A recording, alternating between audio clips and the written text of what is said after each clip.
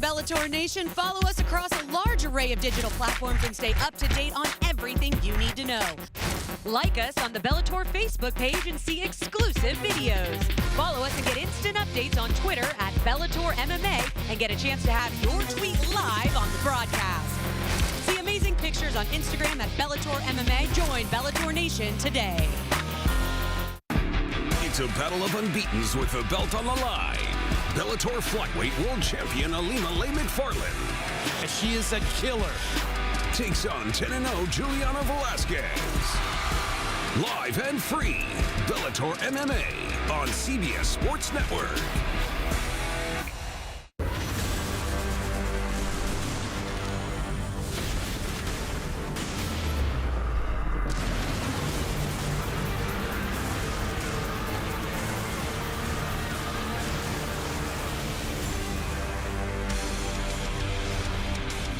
One final time here in the year 2020, we are inside the Mohegan Sun Arena.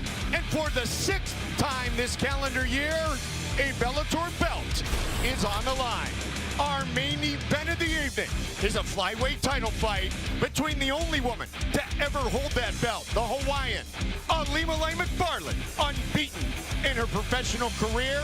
She faces an undefeated Brazilian, the top contender, Juliana Velasquez. It should be an outstanding battle. Also later tonight, our main card on CBS Sports Network. Big John, you take the bantamweight fight because you have seen both of these men compete in Russia. I have seen both of these men, and they both are outstanding fighters. We're talking about Mateus Matos and Magomed Magomedov. Both of them are unbelievable. 16-1 for Magomed, the only man to put a loss on the record of Peter Yan. Outstanding co-main event of the evening. Lynn Vassell, Ronnie Marks is a heavyweight confrontation. That one has been one that Ronnie Marks has been waiting for quite some time. We get things started in the welterweight division. Hobson Gracie Jr. and Billy Goff. Hobson Gracie Jr. 3-0 as a professional. Born in Rio de Janeiro, fighting at his brother's place, the Renzo Gracie Academy. And now, we welcome to the cage tonight's first fighter, Billy Goff. There's a man going around taking names, and he decides who to free. This was a fight originally scheduled back in March. This is a year that we know we cannot wait for it to conclude. That is an understatement, to say the least. Billy Goff has fought here inside the Mohegan Sun Arena before February 15th of 2019, a unanimous decision victory over Ryan Hardy. 22 years old, Big John, 2-2 as a pro. He's a good young fighter. And when you take a look at his record, he's got a great win that he had here in Bellator. He went to the decision, but he dominated the fight. And he says he is going to submit Hobson Gracie. Okay, then. Exactly.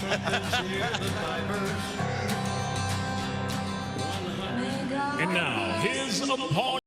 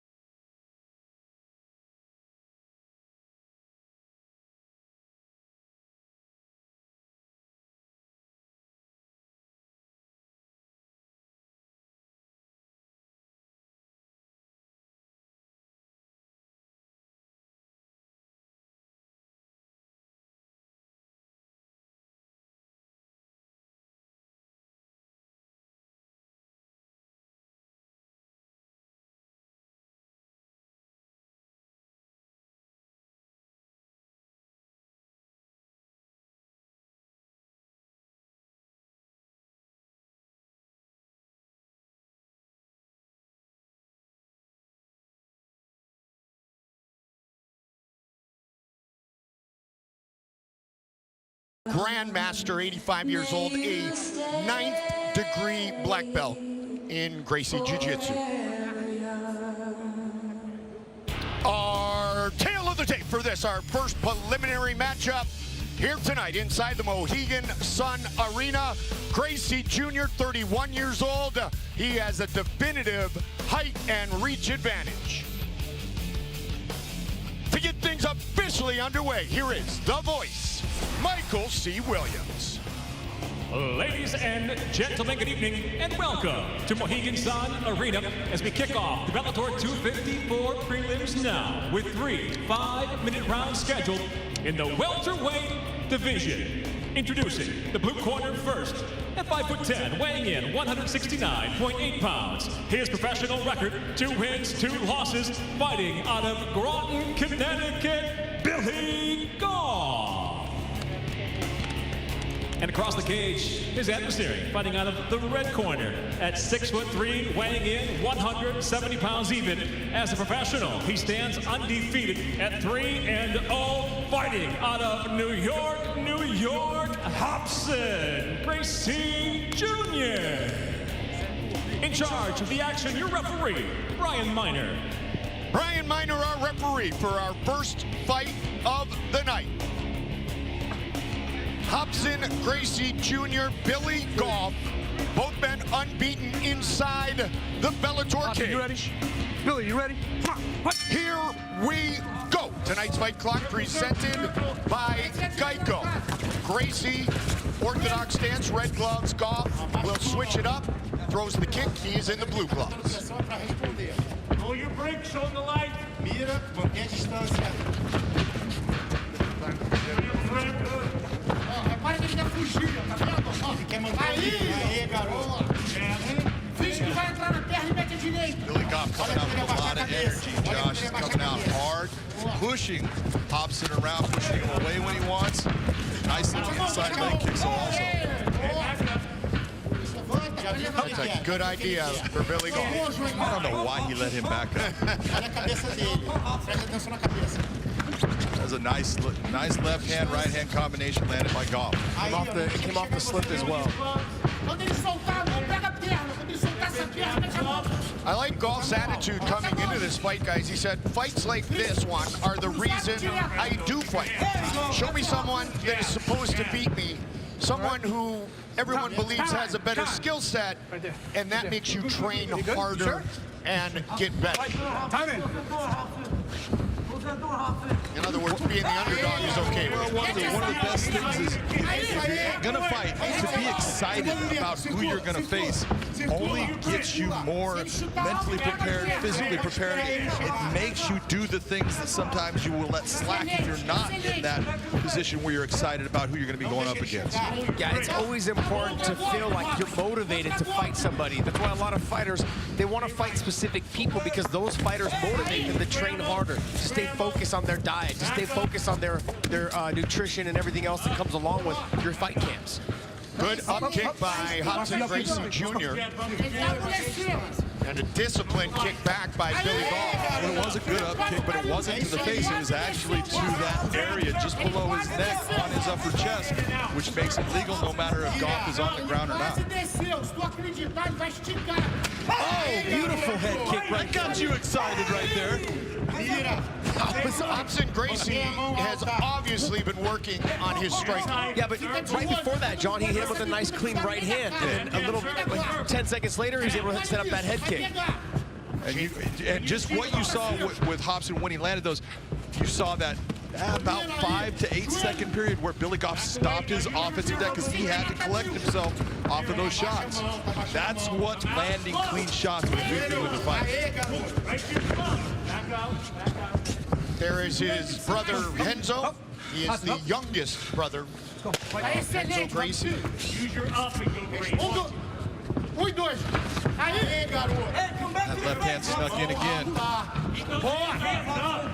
Hobson finding a home for that right hand, John. He is, and, you know, and if you go back to when he first started fighting in Bellator, his stand-up was really rudimentary. It wasn't real smooth. He was having problems landing in combinations. He was getting singles off, not combinations. But here, he's taking shots, but he's giving shots back, and for the most part, throwing more combinations, just like that right there. Goff definitely mixing things up on the feet here in round number 1. Fight scheduled for 3 5-minute rounds. Nice right hand by Gracie. Both knockouts are landing. Nice little right hook there by Goff. Yep.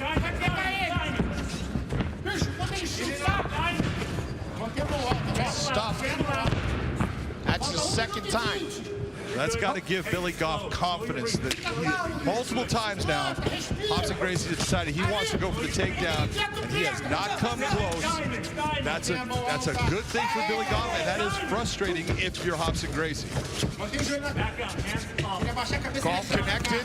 Gracie counterattacked. Hobson's having some success on his feet, though, as well. But, John, as you know, if you're not familiar with being on your feet all the time, you tend to slow you down and tend to get tired faster. He's putting out a lot of output on the combinations, and the shots now are getting a little bit further apart in terms of he's shooting from farther away. And he shoots on that single. Now he's just sitting there taking shots to the sides. One of the things I really liked that I saw Billy Goff doing, Billy Goff was initiating going to the body first. Yes. Going to the body, that's taking and punching holes in the gas tank of Robson Gracie. Get him tired, and I don't care who he is, on the ground or not, you're going to be able to deal with him. 20 seconds. It's a close round to judge, though, John.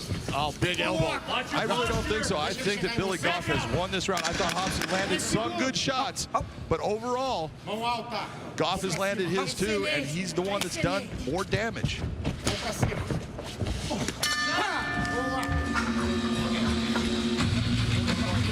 They have done an outstanding job, and we could not be more thankful for our dedicated partners, the professionals at Hartford Healthcare, handling all of our COVID-19 testing and screening. For more information, go to hartfordhealthcare.org. You're good. He's tired, and you've got him rocked. Stick and move, okay? Stick and move. You won that round handily. Okay. Relax, relax. Slow your breathing down. Just slow your breathing down. You're good. Keep the jab going. When you drop that to the body, big 3 when you come up, or let that lead uppercut come up, okay? You are good. Just slow your breathing. Hey, John, when you and I were talking about Billy Goff, you said, and I quote, he likes to stand and throw. He's got a good jab, and if you look at the body language at times in round number 1, Hobson Gracie Jr. did look like he was breaking down a little bit. Well, you can just take a look at Hobson Gracie's face right now. You can see it's a little bit white, and that's telling you that heart rate is pretty high at the end of that round, and he's got to get himself to settle back down and get back in this fight by just landing straight, clean shots if he can on Billy Goff.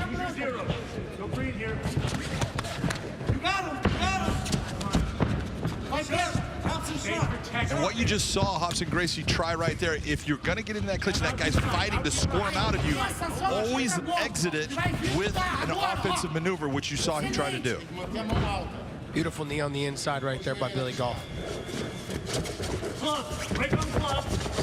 Of his 4 amateur wins, Goff earned 3 of them by knockout. He has a win by knockout as a professional.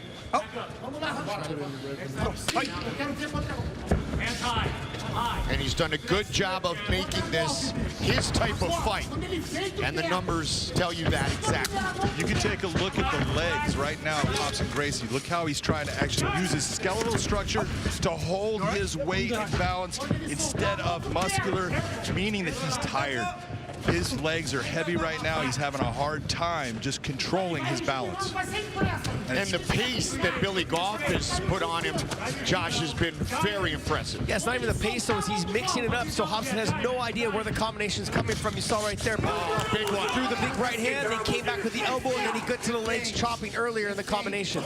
Nicely done, though, here, too. Instead of trying to force in the right hands and the left hooks, he's putting the elbows in there. He's in trouble here right now. Hobson Gracie is out of this fight. No offense. Big elbows. Looking to finish it. And it's all over. Billy Goff finishes Hobson Gracie Jr. in round number 2. It started with a huge right hand. Not only a huge right hand, but a big right elbow. That elbow landed. That was a big shot by Billy Goff. He really fought a smart fight. Look at what he does here. Throws that jab. Look at that shot with the right hand that lands cleanly. And you see it affect Hobson Gracie. You don't put your foot back like that. Goes after him with the right elbow. Again with another elbow to the body. Back up top. Just nice, clean, efficient striking inside by Billy Goff. He knew he had him hurt. He knew he was in trouble. And he went for the finish. John, what I like the most here is that even though he was smothering himself a little bit in the combinations, he made a little bit of a room right there by pushing off on Hobson's neck and landing in with the elbows. He did a great job tonight, Billy Goff did. Just his performance overall of mixing everything up and keeping Hobson Gracie guessing on what was going to come next.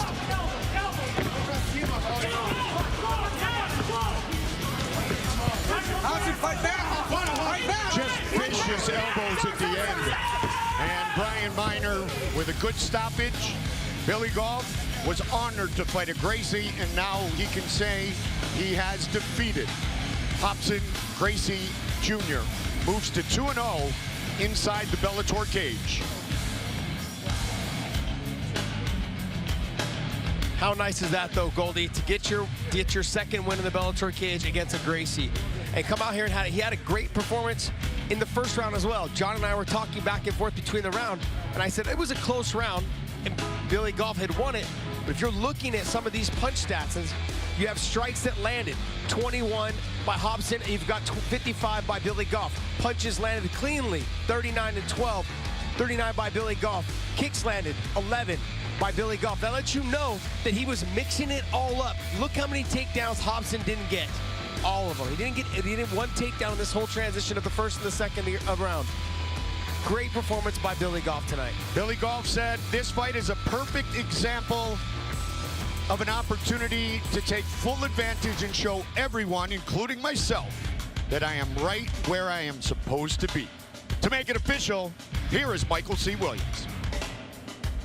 Ladies and gentlemen, inside the Bellator cage, referee Brian Miner steps in, waves a halt to the bout. Officially 1 minute 46 seconds. Round number 2, the winner by TKO, Billy Goff. He finishes the fight 146 into round number 2. Billy Goff, a winner in our first fight of the night here inside the Mohegan Sun Arena. And the victor will visit with Big John. I am here with the winner, Billy Goff. Billy, you didn't do what you promised you were going to do. You said you were going to submit that man. That was not a submission. That is a TKO win, but it was an outstanding performance throughout of you landing big shots and being incredibly smart. Talk to me about what it was like to fight not only Hobson Gracie, but the Gracie mystique that comes with fighting a Gracie. It was, I knew the entire time I was training, I knew he wanted to go to the ground. I knew he wanted to submit me. So that's the danger the whole time. And I wasn't afraid to go to the ground. I just didn't want to go when he wanted to go. I'll take you down, but I'm not going when you want to go down. So every time he tried to go down, nope, we'll go down when I want to. Well, when he shot on you, you stopped his takedown attempts cleanly and easily. Did that give you confidence about I can control where this fight's going to be? Yes, when I knew he was going to want to pull guard if he couldn't shoot and take me down, and a couple times he did, and I was able to control his leg, control where we were going, and it did help me a lot. It's like, all right, that area's checked off.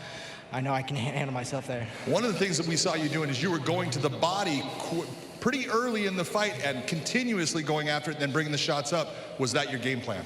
It was a huge part of it because he's got a big torso, so going down going down, then bouncing it up. I knew it was going to be a big help for me.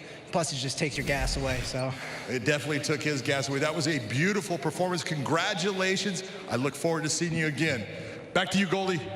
Big John, thank you very much. Billy Goff will celebrate Christmas knowing that he has defeated a member of the most legendary family of Brazilian Jiu-Jitsu.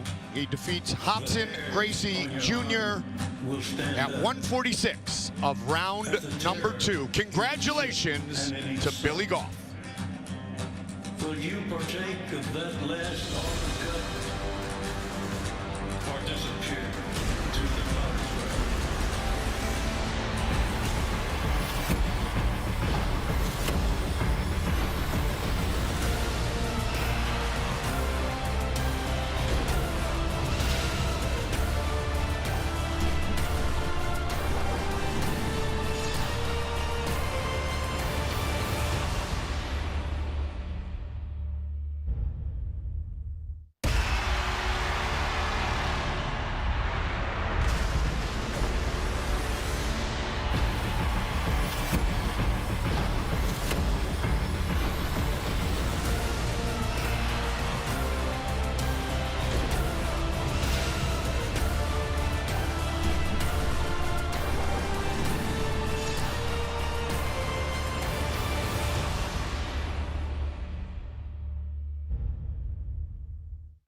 Bellator Nation, follow us across a large array of digital platforms and stay up to date on everything you need to know.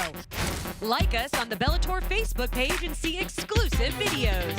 Follow us and get instant updates on Twitter at Bellator MMA and get a chance to have your tweet live on the broadcast. See amazing pictures on Instagram at Bellator MMA. Join Bellator Nation today. It's a battle of unbeatens with the belt on the line. Bellator Flyweight World Champion Ilima-Lei Macfarlane. She is a killer. Takes on 10-0 Juliana Velasquez. Live and free, Bellator MMA on CBS Sports Network. Another title on the line in our main event of the evening. Big John talked about our co-main event. Linton Vassell, this will be his third Bellator fight, Josh, as a heavyweight. He looked great in his last one. Ronnie Marks, this is the third time he is scheduled to fight as a heavyweight. Tonight, it is going to happen. We're here. We're here. He's here. He's ready. Let's talk main event. Ilima-Lei Macfarlane, Juliana Velasquez. Ilima-Lei Macfarlane has never been defeated.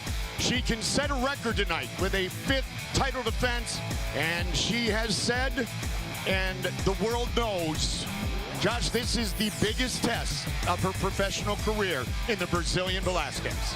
Yes, it is her biggest test. Stylistically, it's her biggest test. The one thing that really kind of shocks me, though, is that both of them are undefeated, but Ilima-Lei Macfarlane, our champion, is the underdog in this fight. And I don't understand that. John, can you maybe explain that to me? Yeah, I think people have been watching Bellator and have seen Juliana Velasquez fight, and they like a person that goes in to take another person's head off, and that's what Juliana Velasquez does. She is a stone-cold savage killer that goes in there and wants to hurt you during the fight. And she's pretty good at it. Darn good at it. Darn good at it. So that is our main event. Later tonight, the belt is on the line on CBS Sports Network. And for more on that fight, we welcome in our own Jen Brown. Well, thanks there, Goldie. Hey, you guys just talked about this is her 5th title defense, right? Well, 2 of her last 4 have been in the state of Hawaii, her home state. Tonight, we talked about, you know, this confidence and what she has coming in, but we talked about that confidence that she has in her home state of Hawaii, right? With the fans, with the crowd, that walkout, with the music and the dancers. I've been there. It is electric. It is an experience, and it's something that she's not going to have tonight. Now, when we talked to her this week, she said she welcomes that. She says, of course, she's disappointed she's not going to be fighting in front of her fans, but when she got off the plane here in Connecticut, it's been all business. She says that she doesn't have the distractions that she would normally have in her home state, and it has allowed her to be more focused, and it is that focus that she feels she needs tonight, Goldie, heading in to face an opponent that she calls a killer. So she has said it. John has said it, and before the night is over, Josh, you and I will say it. I will say it right now. She is a killer. All right, set for a featherweight fight. Our second prelim here tonight. Cody Law looking for another Bellator win as he welcomes Kenny Champion to the Bellator cage. Set now to make his way to the cage, the rise of the Phoenix.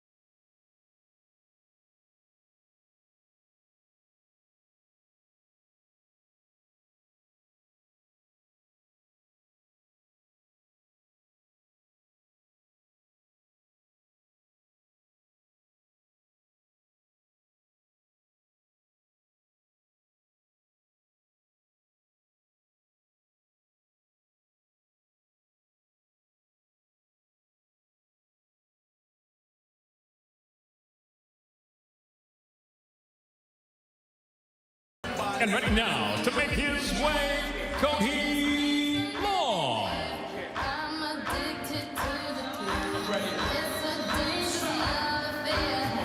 43 days ago, Cody Law was victorious in his professional debut in 2 minutes and 41 seconds with a very impressive Darce choke and the finish of Orlando Ortega.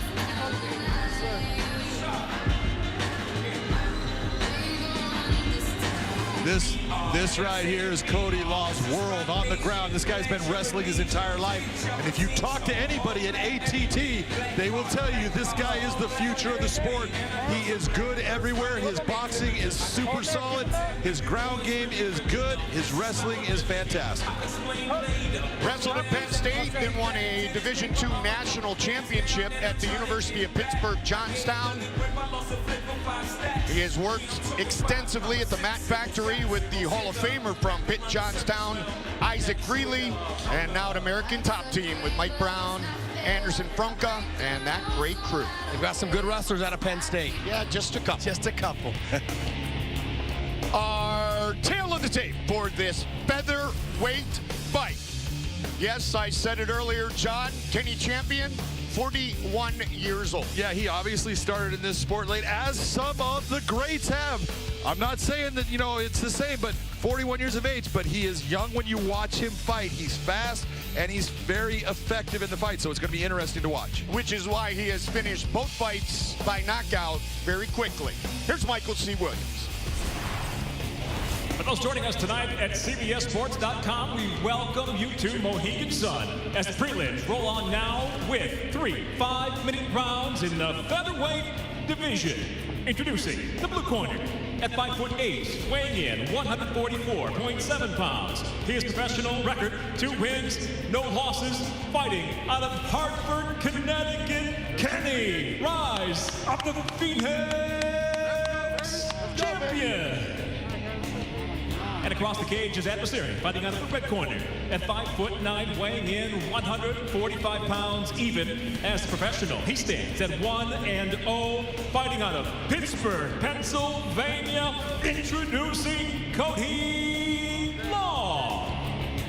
And the referee in charge, Yves Levine.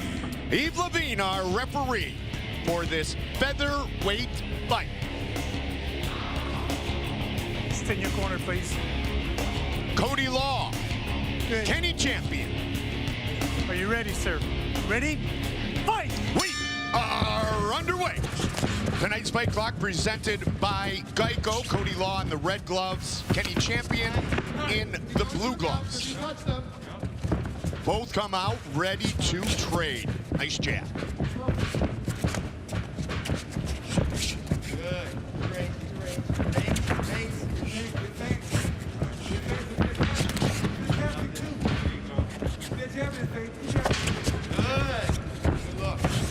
John talked about Kenny Champion being older at 41 years old.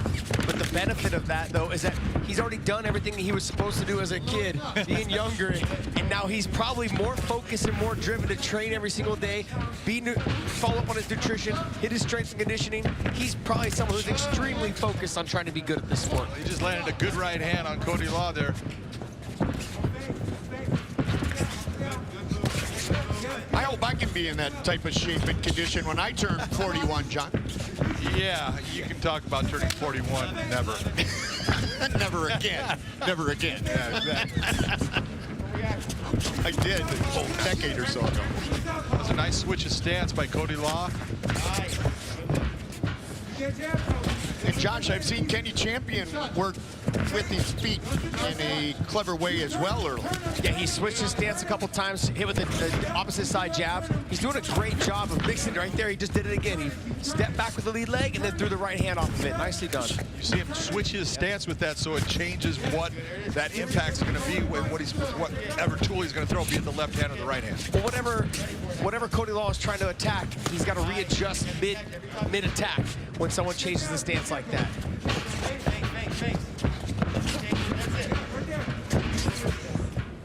Cody right there just threw a straight right, and then he stepped to the right to try to create a different angle. Nicely done, and then Champion was able to step to the side as well, so nothing landed.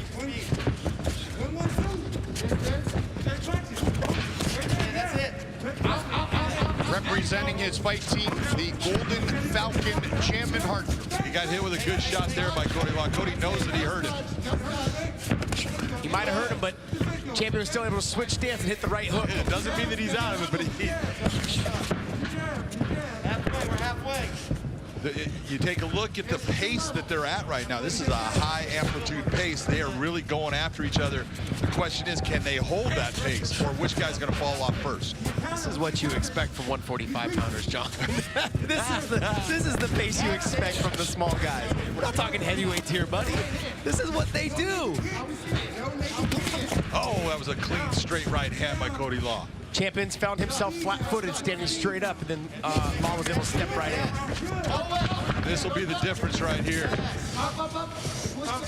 How does Champion do with the wrestling of Cody Law? Because Cody Law is outstanding, now moving into just a nice job, not forcing anything with that, clean positioning, now opening up with the strikes. When Cody was asked what he believes his greatest strength is, he said the fact that he is comfortable wherever the fight goes. We saw the exchange on the feet, as he's a guy who had a couple amateur boxing matches, but John, as you mentioned earlier, this is his world. Look at what he's doing with his leg right now, Josh. He is controlling that outside left leg of Champion. He took and just was using his leg to pick it up off the ground, then hooked it over into a figure four, which is going to keep Champion from being able to get up. Well, he's got that far side wrist control as well, which is keeping Champion off of his elbow. He's going to try and drive his upper body over him to kind of put his face back onto the canvas, so then he can start unloading with the left hand again. That's it. Cody Law, 5-0 as an amateur. Victorious in his professional debut here in the Bellator cage 43 days ago.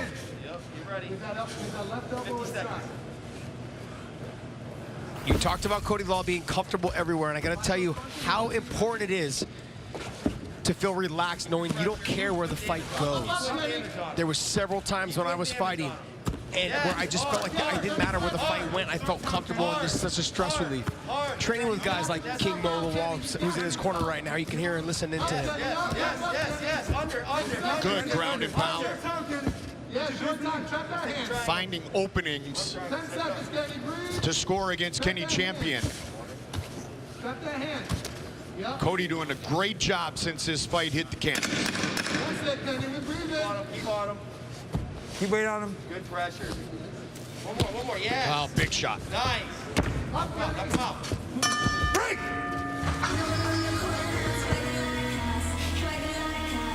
Bellator merchandise makes a great holiday gift. Take advantage of this exclusive and limited time offer now by going to BellatorShop.com and use promo code HOLIDAY20 to get 20% off of your entire order.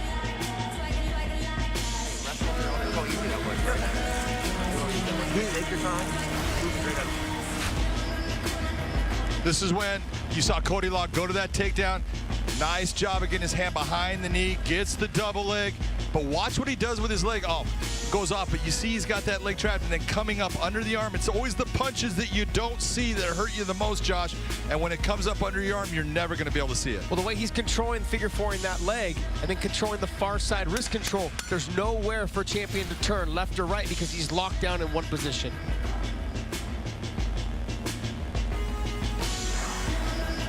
Back and forth on the feet, dominant on the ground in round one, Cody Law. Kenny Champion set for the start of round number 2. Red gloves for Law, blue gloves for Champion. John, that first round was close on the feet. It was 50-50 either way. I actually would have given Champion probably a little bit of the advantage, but then as soon as it hit the ground, it was a completely different fight. Absolutely, completely different. And it was, you know, both of them did good things, but Cody Law is feeling the same thing that you're talking about, and that's why he went right back to putting Champion on his back, putting him on the ground. Why am I going to fight an even fight when I can be the dominant fighter in this? Right into side control.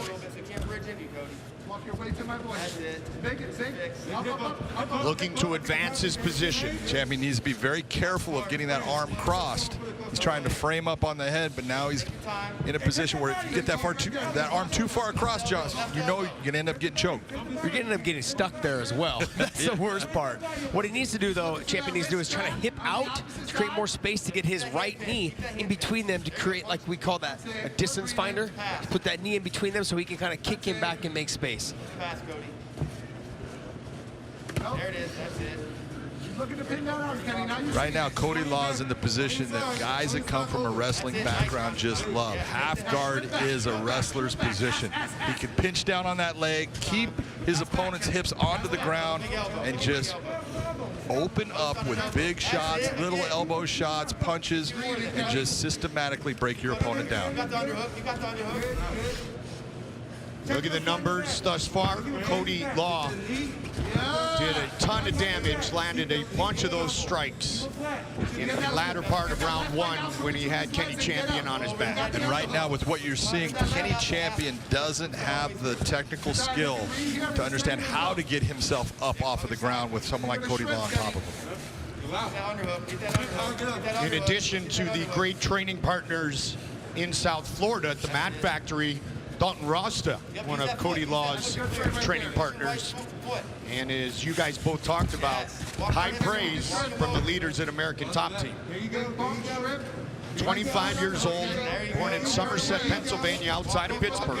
He's going to that, a lot of times it's a windshield wiper choke. You can go to the north and south. There's all kinds of different submissions here for Cody.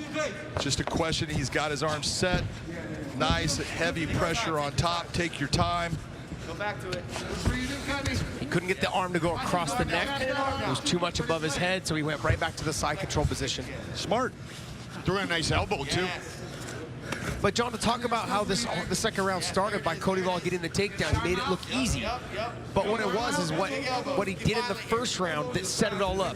That first 2.5 minutes of exchanges on the feet made it easier for him to think that Champion wanted him to stand.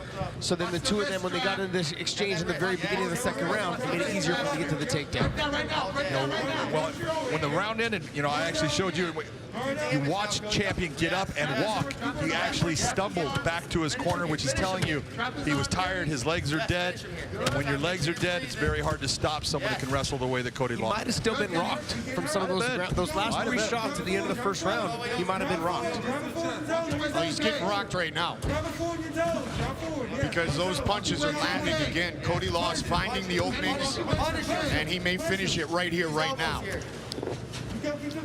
Right now, there's not a lot that Kenny Champion is doing to stop what is just progressing in this fight. Post that arm back. Yeah. Nice. See the wrist control with the left hand by Cody Law, and every now and then just comes up underneath, over the top with that right hand. He's just dominating the action. Cody just needs to posture up and let 4 or 5 hard ones go, and Champion has no answer for it. Turn hard. Well, he's got it right here. He's got an arm triangle choke. It's there for him. It would be nice if he had his leg free, but he doesn't have to have it if he gets the right squeeze and the right pressure and drive. drives that shoulder forward. Right there, lots of time. He's got to try. He doesn't have to try to get the right leg free, but he can drive it all the way over to three-quarter mount as well, and just get heavy pressure on top of him. Squeezing, looking for the win. He's gonna go. Just keep. There it is. He gets to the side control. Now he's just got to drop that hip down. Put him asleep. Put him asleep. Keep that pressure on. No, stay on that, Cody. Obviously, he didn't like the way it was feeling. Goes to mount. This should be big, heavy shots right here. He can end this fight right here if he lands some big shots. And there's some more. 10 seconds remaining here in round number 2. Gotta love the heart of Kenny Champion. Stop. Pretty much in survival mode the entire second round.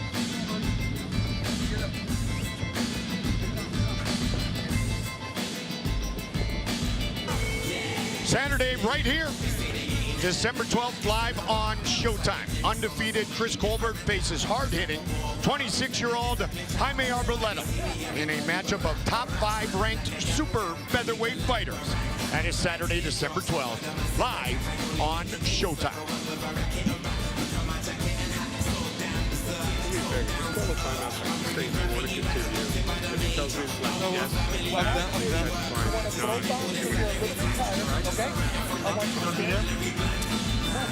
Stand in the center of the cage. Move your movement. Use your range. It takes a lot of energy to move, but this takes more energy. Just step in the fucking bottom, okay? Okay. Thank you. Go, get out of here. Stay in your corner, sir. Stay in the corner. 5 minutes remain. That explosive striking that Kenny Champion and Cody Law traded in the first part of round number 1. Doctor's going to take a look. This is just smart refereeing by Yves Levine. You did hear, you just saw Yves tell corner, get out of here. But the way he did it was beautifully done. But what he's doing is he's giving the corner the full time with the fighter and then bringing the doctor in, so he's not giving an advantage to one fighter over the other.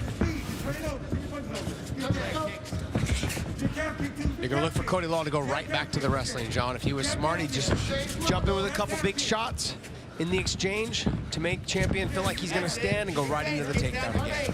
You can see how flat-footed Champion is right now because he's tired. His legs are heavy. He's taking a lot of shots in that second round. Hey, John, that's what I was starting to allude to, is the fact that you will not see that same spring in the step of Kenny Champion here in the third. No, you just watched him as he threw that jab out. You just saw it just doesn't have the speed that it had at the beginning of this fight, and you can't blame him. Nope. Taking a ton of shots, and you've been carrying the Cody Law's weight for the last round and a half. Done a great job surviving, especially at the end of round number 2. But one of the things you would really like to see, especially if you're Mo Law in Cody Law's corner, hey, it's time for us to step on the gas. We want to get rid of this guy. I don't want this going to a judge's decision. It's not that I don't think that you're winning, but we're not going to let that happen. Right to the takedown. That's just smart fighting. Fight IQ, smart fighting.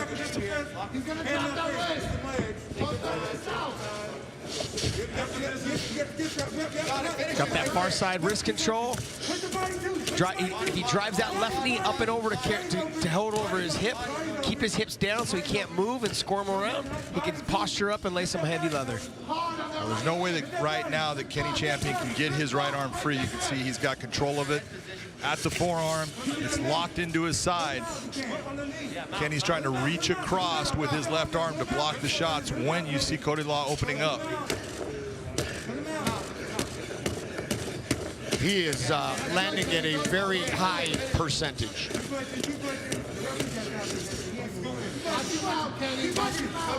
Three minutes on the clock, third and final round. Cody Law looking to move to 2-0 as a professional with both victories here in Bellator. What Levine watching very closely. What Cody Law needs to really learn right here is don't keep on throwing a bunch of little shots. Set yourself up. Throw the big power shots. That's what's going to make Yves Levine start to get a little queasy and go, okay, I think you had enough. If you keep hitting him with the little shots, he's going to let the fight go on. Get some posture here. The little shots, John and Josh will systematically break them down and set up perhaps a submission finish. The big shot will force the third man in the cage to step in and say, enough. Yeah, once you're getting hit with big shots and you're not defending those in a smart way, you've had a fight that's gone on this way, they're not going to let you take a lot because it's showing that you can't get out of the position. But the little shots, they're going to let that happen for a long time because they're not really damaging. They're just a scoring look, but not damaging the fighter. So if there's no damage, they're not going to stop it. Fighter must intelligently defend himself. Big shot there, though, by Cody Law. A lot of heart shown by Kenny Champion. I like what he's doing there. He's throwing the hard right hand, coming back up, and then throwing the elbow. So he's mixing up the delay there. So when you're just throwing the same punch, you know that your opponent knows when it's going to land. So if you go right hand and you go elbow, there's a delay in that transition. So they cover and they bring back. See, right here, I would like to see Cody. He's working at keeping the position. That's fine. He's got the position. Push down with your right hand on the head and slide that into an elbow strike. They're hard, they hurt, and they will end this fight.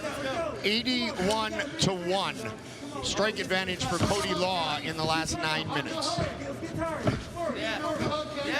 There's no, right, this is what you just go after it. Open up, go hard. If you go hard, you'll get your win. Steve Levine ready to stop it.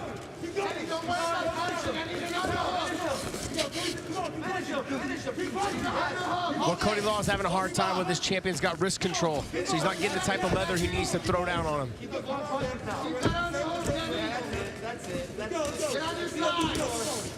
30 seconds.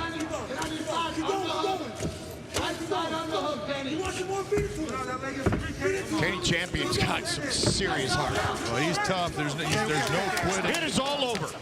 No quit at all as he survived a very lopsided second half of the first, second, and third round.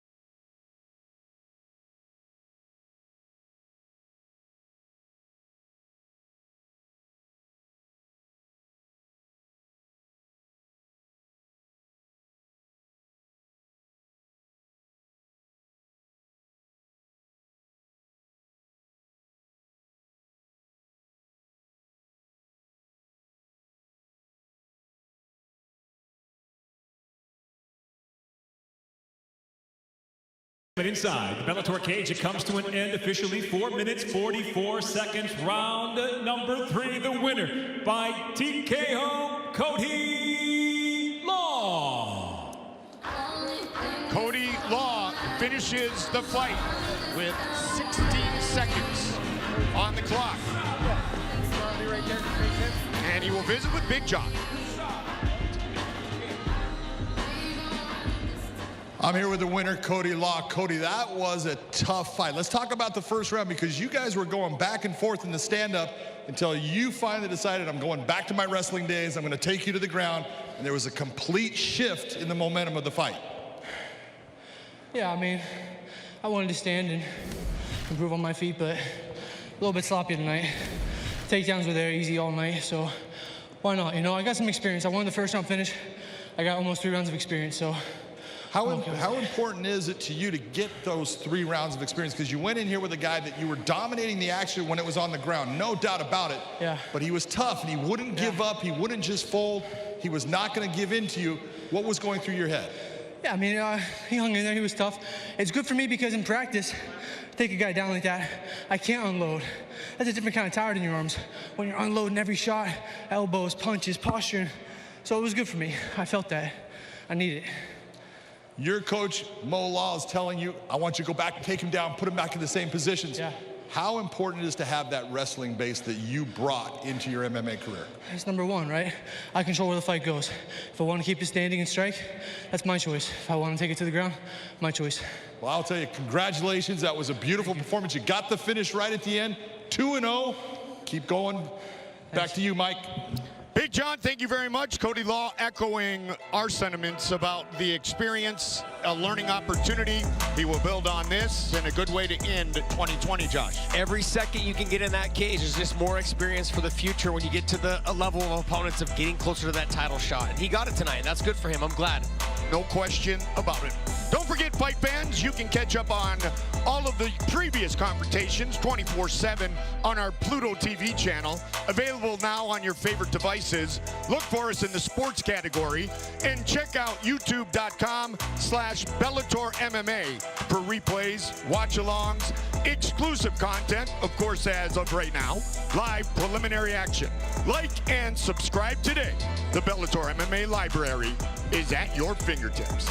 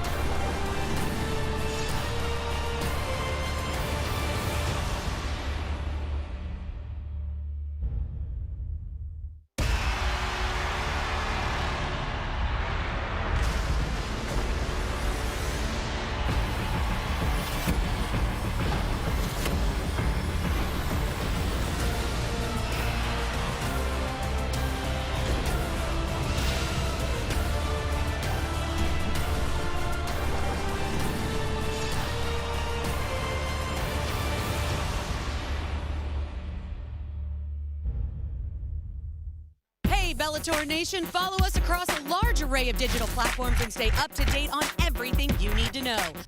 Like us on the Bellator Facebook page and see exclusive videos. Follow us and get instant updates on Twitter at Bellator MMA and get a chance to have your tweet live on the broadcast. See amazing pictures on Instagram at Bellator MMA. Join Bellator Nation today. It's a battle of unbeatens with the belt on the line. Bellator flyweight world champion Ilima-Lei Macfarlane. She is a killer. Takes on 10-0 Juliana Velasquez. Live and free, Bellator MMA on CBS Sports Network. Main card comes your way, 10 in the East, 7 in the West. The title fight is the one we will talk about all night. Ilima-Lei Macfarlane looking to set a Bellator record with her 5th title defense. The co-main event is a very good matchup, a great matchup. Magomedov and Matos. Big John, you have been in the cage with both of these men. You know how talented they both are. They are both incredibly talented bantamweights. We are lucky to have both of them here in Bellator now. Magomedov is an outstanding fighter. This is a guy who's good everywhere, has a super fast pace. Matos is skilled everywhere, also super strong, fast. This is going to be an incredible matchup. I cannot wait. That is our co-main event of the evening. Also, a heavyweight confrontation. Ronnie Marks was set to fight Josh Barnett last year in Hawaii. That one went away. Another opportunity to fight went away in March. Tonight, He will face off with the two-time title contender at 205, the Brit Josh, who is now fighting in the heavyweight division, Linton Vassell. He looks absolutely like a beast. Look at him, like a Greek god. Take a look at him. Look, overall, the size of him, he finally just decided that he couldn't make the weight anymore at 205, and as he was getting older, it was harder for him. But Ronnie Marks, every time we've seen him, though, John, he was supposed to fight, but he's got a little bit bigger in weight every single time. That makes me a little bit nervous, but he does train with a bunch of stone-cold killers over at Extreme Tours. No doubt about it. He has fought at 185, 205, and at heavyweight. And we check in with Jen Brown. All right, I'm here with Ronnie Marks, who will be making his Bellator debut. It's been a bit to get to this moment, huh? I mean, 2 fights canceled the day of.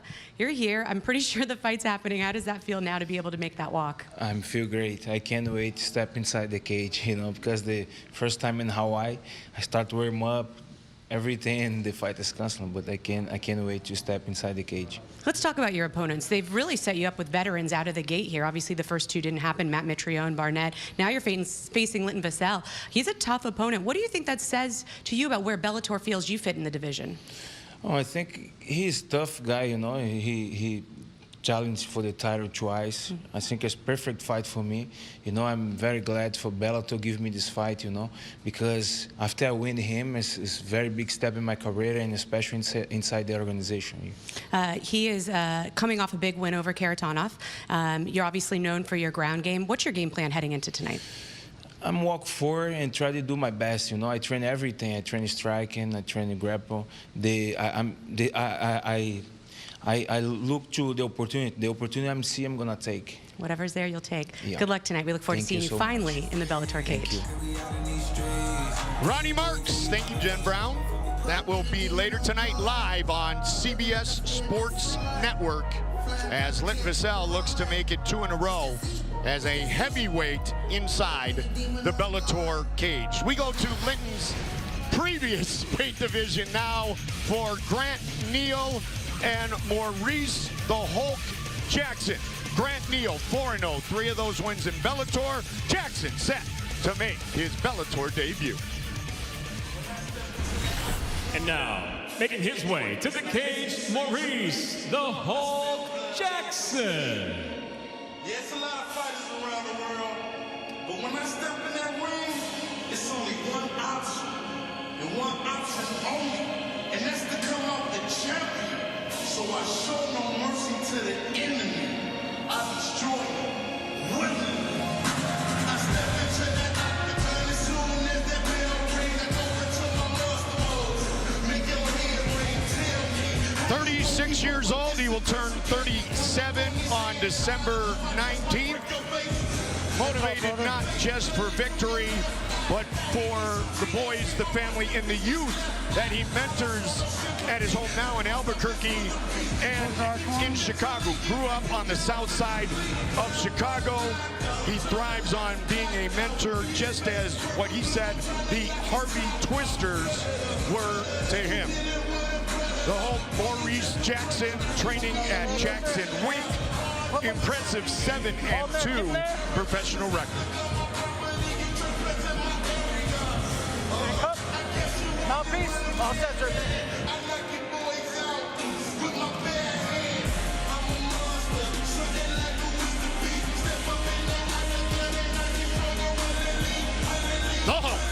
Set now to make his way grand, the Truth Neal.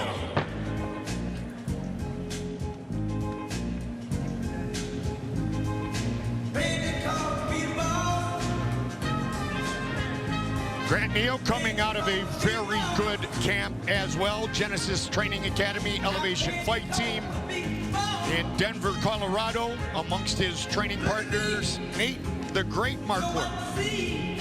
He's trained with Brandon Gertz, Neil Magny, Justin Gaethje, his coaches Jacob Ramos, Peter Straub. 4-0 as a professional, 3-0 in the Bellator cage, including his win at Bellator 243, a fight in which he took on 3 weeks' notice.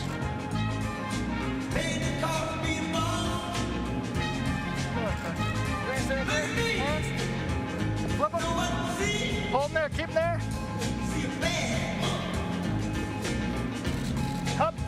Mouthpiece, all censored.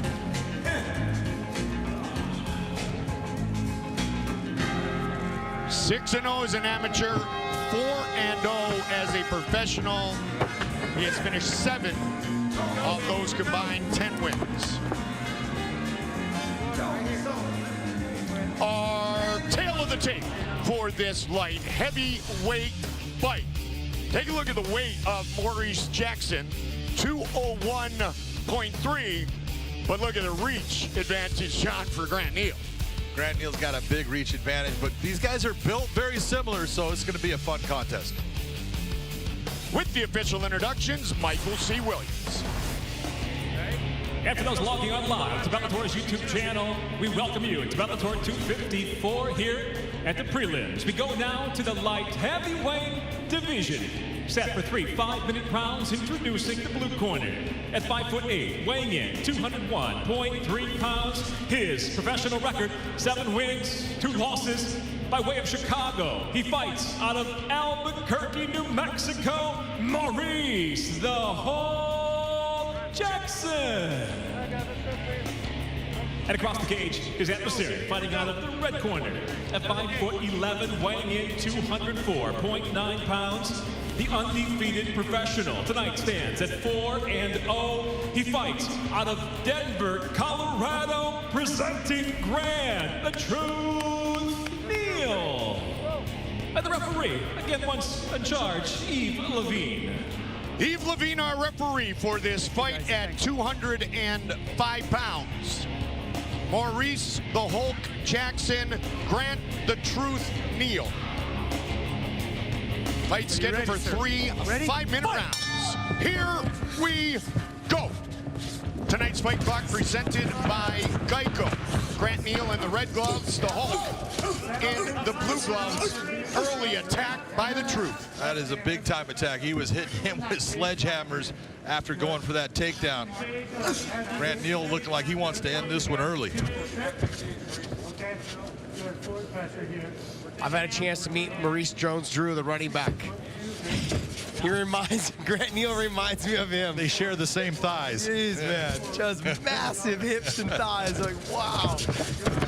Grant Neal did play football. Yes, he was an All-American fullback at Colorado State Pueblo. Won a D2 national championship on that team in 2014. I'm friends with another fullback, Lorenzo Neal. He's just, they have something, they all seem to have something in common. Those big thighs and big legs, and big shoulders and traps. And one of the things though, that will tell you, you see that, you know physically they are a strong individual. Those are heavy knees. They are. Right to that. A lot of people will look at that and they go, oh, that's not bad. Try one. Yeah.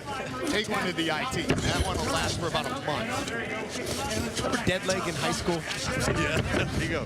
Nice takedown. Nice job of getting back, trying to get back to his feet.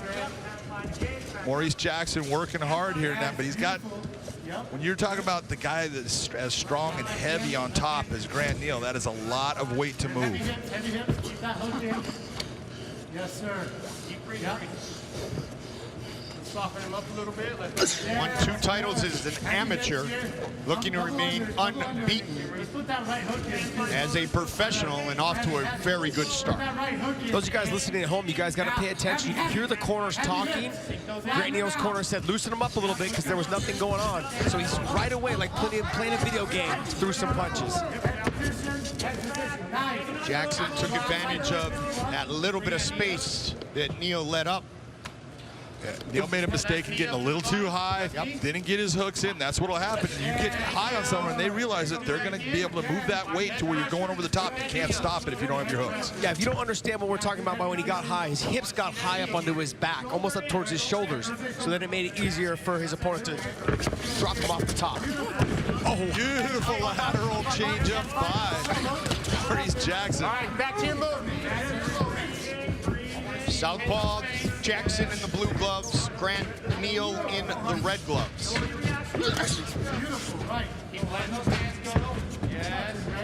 The corner of Maurice Jackson.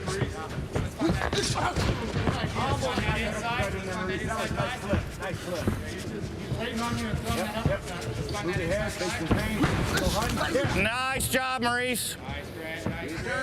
Tighten those punches up, Mo. Tighten them up. Not so wide. He's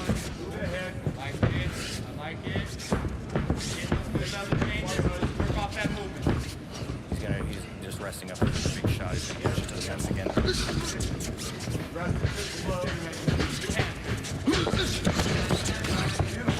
Nice job of getting into the legs by Grant Neal. We were trying to let you listen to the corner. Jackson Wink, Mike Winklejohn, Greg Jackson there for Maurice Jackson. They're always, they have that little simpatico where they're going, where it's one is the coach and one is the cheerleader, and it just depends on what position that they're in. Right now you're going to be hearing Greg Jackson, since it's hit the ground, he's the guy that's going to be coaching, and you'll hear that Winklejohn will be kind of that cheerleader, and it'll switch when it gets back to the feet. Okay, state side, good. Heard what they said, right? Just resting up right now to throw the big shot. Tripod up. See if I get ahead. There you go. Right hook. Right hook. Wide fight for that chin. Slide that right And rock him forward. Beautiful. Attaboy. Keep climbing now. Keep climbing. There you go. Good job, Maurice. Very good, Maurice. Hand fight now. We're going to dump. Find your time. Move those hips out. Yeah, good head position. Watch that elbow. He's so calm. He is calm. I mean, that's what you need. Nice job, Maurice. You don't need something that gets excited. You do it moments. Yes. You know, but at that moment, there was no reason for him to get excited. He's just walking him through it, talking him through it. What it does, it keeps Jackson's heart rate down. Like, we're not getting trouble here. Not like that. Let's find that inside. Nine. Great. Calm, but he's succinct in his direction and his guidance for his fighters. That is what really matters. Round one in the books.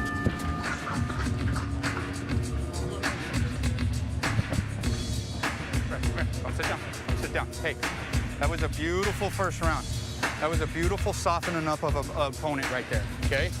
So now, understand, he's felt you wrestle him now. Every level change, every feint you do, he's gonna 100% respect those. So now that we're working off of that motion, I wanna see you start seeing this right hand coming over the top. I wanna see that jab coming first. I wanna see you following with that hook, okay? All right, look at me. Big breath. Hey, that was a beautiful first round. And a big start. That was a nice job. Goes after that single leg, just drives him back into the cage, puts him off balance, and opens up with big shots. And these knees right here, Josh, people have no idea how hard those knees hit and the damage that it does to your leg as far as making it. You get the dead leg, and you just can't move the same. I have an idea. Thank you. So does our producer. Yes. Fight! Round two. Red gloves for Grant Neal, blue gloves for Maurice Jackson. Who gets round one, Big John? Oh, I think that's an easy call, right? Grant Neal definitely had the better round. We'll see what Maurice Jackson can do to change that up. Maurice Jackson wrestled at Iowa Central. Throws the kick. 36 years old. Turned 37 in 9 days. 7 wins, 4 by knockout. The way that Maurice Jackson carries himself in the cage, it lets you know he loves fighting. He feels like, okay, I'm not afraid of anything you do. Whether you take me down, I'm okay. If you want to stand, I'm okay with that. Very relaxed, very calm approach to fighting, which means he's a thinker. He's thinking in the cage. That's always important. Grant Neal landing out some nice elbows. He's a little high. This is what we're talking about. His hips are a little high right here. Look for Maurice Jackson to do the tripod again and try and shake him off over the top. He scooted his hips back now, so he's in a better position here. Try to get that arm underneath the chin. It's going to be hard to get that big arm under the chin. He's going after the face crank right now. It's uncomfortable. It hurts, but I don't think you're going to see Maurice tapping to that. He's a tough dude. He's used to taking things that hurt and just making them part of, you know what, that's the game. He's going to have to get that underneath that chin. How's the pressure, baby? Yes. Trying to sink it in. farther. There you go. On the palm there. Yeah, on the palm. Maurice Jackson needs to pick a side on which he wants to defend. I would like to see him probably just turn and roll back into him so he doesn't have to worry about this choke from this position. Yeah. Really cranking on it now. Squeeze your elbows together. Good. Yeah, flatten him out. People say you won't tap to this. I've seen top-level guys. Oh, it hurts. It hurts when your jaw's getting cranked, and it will, if a guy is strong enough, it will dislocate your jaw if they do it the right way. Punch with your right hand. Right hand. Working up, Mo. Outside hand, punch him. Bring it over that shoulder. Yes, over the shoulder. There you go. Over, under. Yeah. Good. Keep working your left hand. Midway point of this 3-round fight. Yeah. Grant Neal, red gloves. Maurice Jackson, blue gloves. Neal trying to finish it right here, right now. Well, what happened the last time when you saw Neal go over the top, be out of position, and get dumped off? You see him, he's got his hooks in now, and he's going to that seatbelt position with that right arm underneath that arm. That's going to keep him in that position where you're not going to be able to see Maurice Green just get him coming over the top, getting those hips high. It's not going to happen. Down his spine and then pull your left arm back.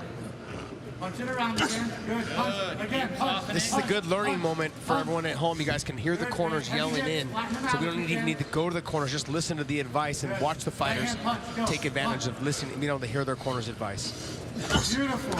Yes, sir. There it is. Good. Again. Go.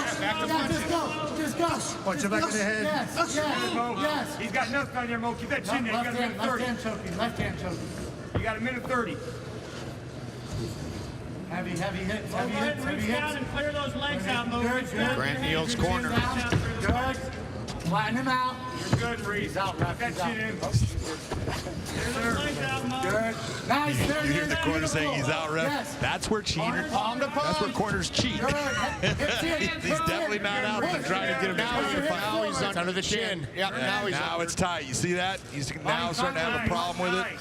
That's pressure. It is all over. Grant Neal by submission. Patiently worked, got to the position, locked it in under the chin, and moves to 5-0.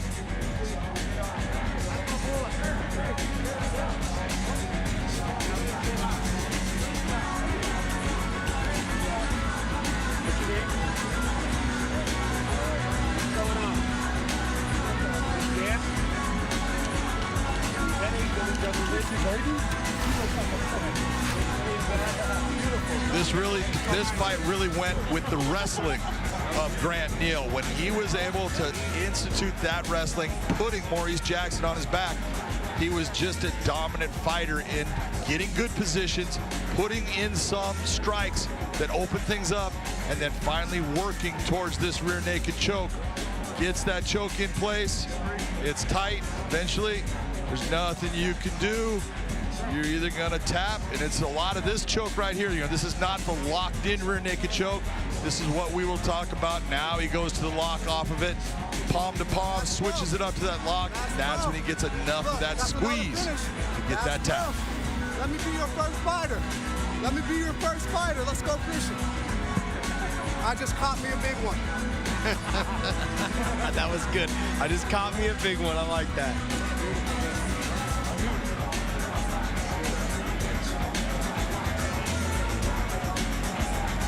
Second win by submission.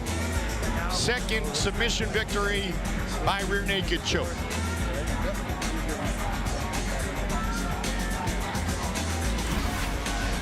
Take a look at the numbers, the 5 takedowns, the real difference in this fight.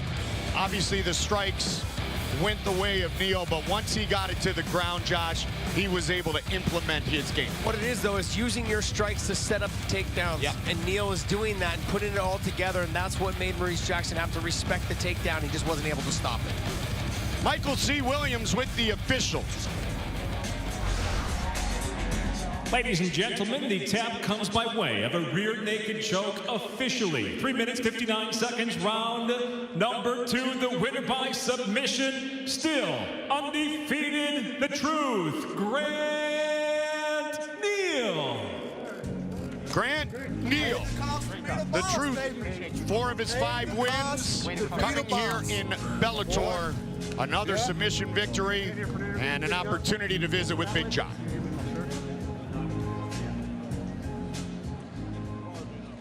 Grant Neal, that was an outstanding performance where go ahead and go on over there, baby. Your wrestling really made a difference in this fight. Your ability to control where the fight was going to be put you in dominant positions. Let's talk about your ground and pound, because when you started out, you were starting that fight out fast and hard, trying to end it. Yeah, it's a big time to start the fight out fast, especially when you take a new opponent. I went through 4 different opponents, so kudos to Maurice for stepping up and taking the challenge.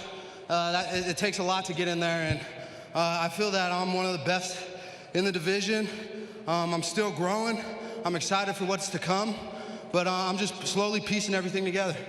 We saw when you were in the first round, you got a little high. He threw you off the top. Then when you went back to that wrestling and getting the position, you went to a seatbelt to control position. All of the things that I know that you're getting from the team that trains you, all smart fighting. Yeah, it had to be a smart fight, Big John.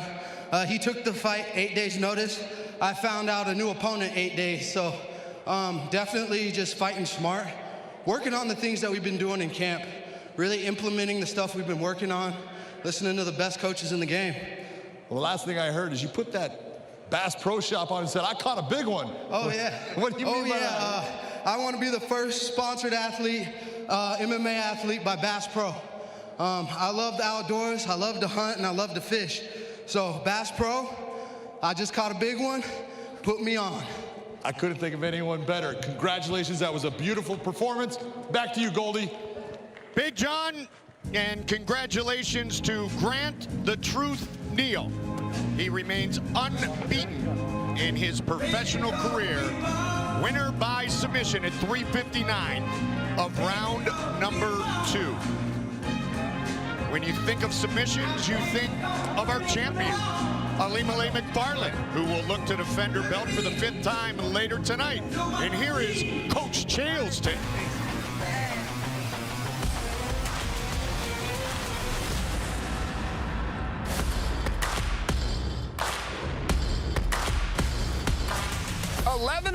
Ilima-Lei Macfarlane. She's tough, she's beautiful, she's undefeated. And why? Because she's super dangerous. She is the face of Bellator MMA. She doesn't offer any excuses. She doesn't miss weight. She doesn't turn fights down. Every time there is a new signing at Bellator, she gets excited. There's new meat for her to go after. There's new people trying to bring her down. There's a reason she's the champion. 10-0, Juliana Velasquez. She understands the fight game. She has what we call a high fight IQ. And if you watch Juliana fight, you're going to come away with an interpretation that she has very heavy hands. I would tell you to stop the tape and back it up because you've already missed what happened. It isn't just the power in the hands, it's the setups. I mean, she never throws one shot, stands around and looks at her work. She throws one shot to set up the second one, to set up the third one. That's where the power starts to come in. This is very unique to have 2 undefeated fighters contesting for a world championship, right? We don't see a lot of that in MMA. You don't have a manager behind the scenes that's working with a promoter. He wants a big, beautiful 14-0 on a poster. Our sport just isn't that way. Athletes lie. Numbers don't lie. Look, it's not very often that I can promise you, you will see something tonight you've never seen before. 11-0, Ilima-Lei Macfarlane versus 10-0, Juliana Velasquez for the Flyweight World Championship.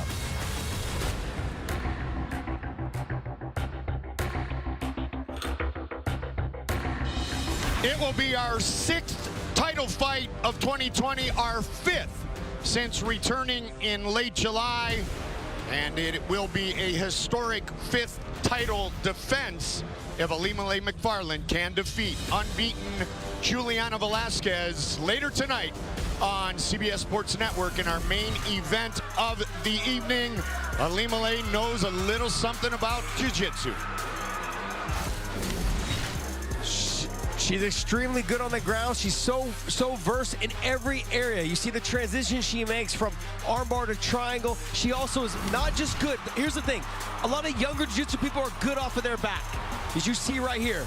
But what you're going to see, though, too, is when she's on the top position, she's always hunting for the submissions, okay? And the opponents that she's beaten, and I'll continue to say this throughout the night, her best performances have been in Hawaii, which scares me a little bit for tonight in Connecticut. Will we see the same Macfarlane tonight, the same Alimale? Will we see her? I don't know. We're going to have to see. We are going to see, but you right now, you're seeing Juliana Velasquez, and what you're seeing is a savage.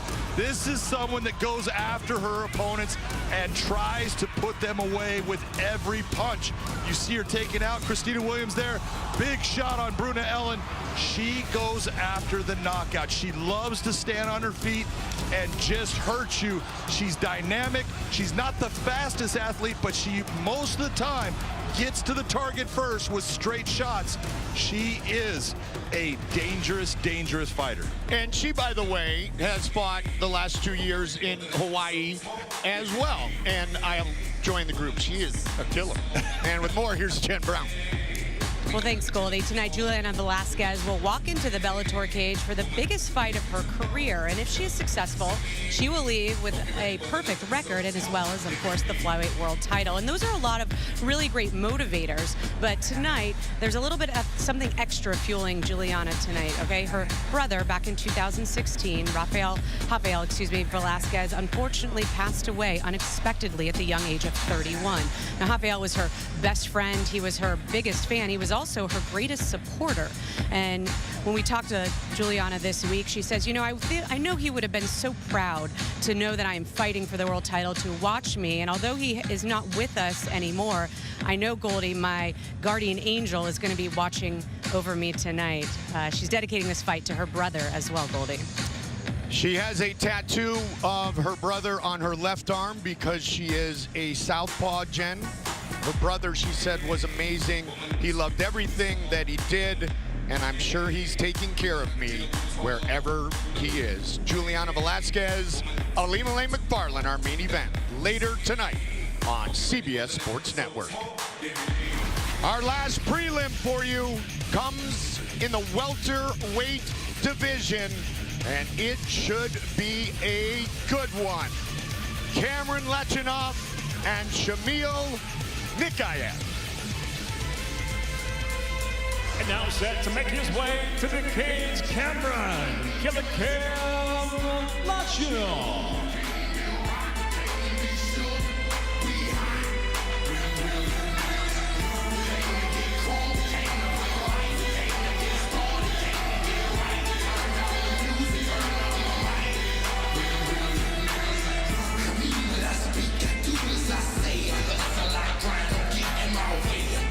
Eight-fight win streak for Killer Cam, 10-2 record. 5 of those wins during this win streak have come in the Bellator cage, all here inside the Mohegan Sun Arena.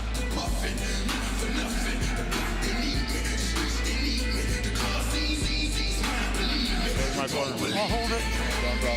Coming off a win a couple of months ago against Kyle Crutchmer, in which one of the most memorable moments was when he dropped his hands and became vocal.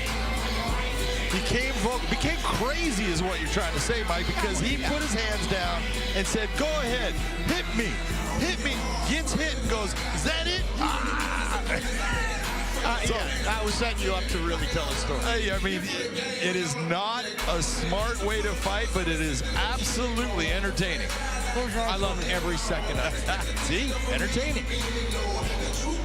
Greatest strength, he told us, being a fighter, working hard, and he loves to be in a dogfight. And that was a perfect example of his DNA for this sport of MMA.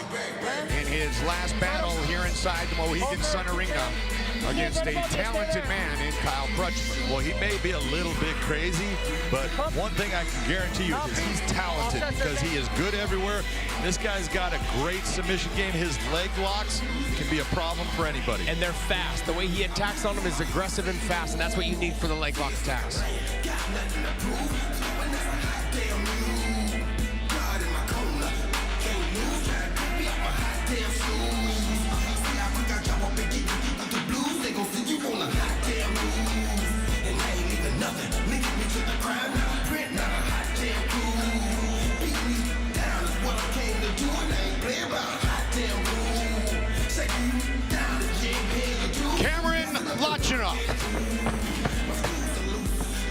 And now, his opponent, Shamil, the Chechen Wolf, Nikay.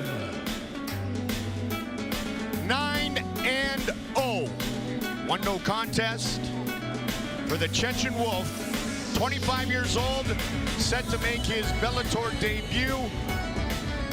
Training in South Florida at Sanford MMA with some of the best in the business.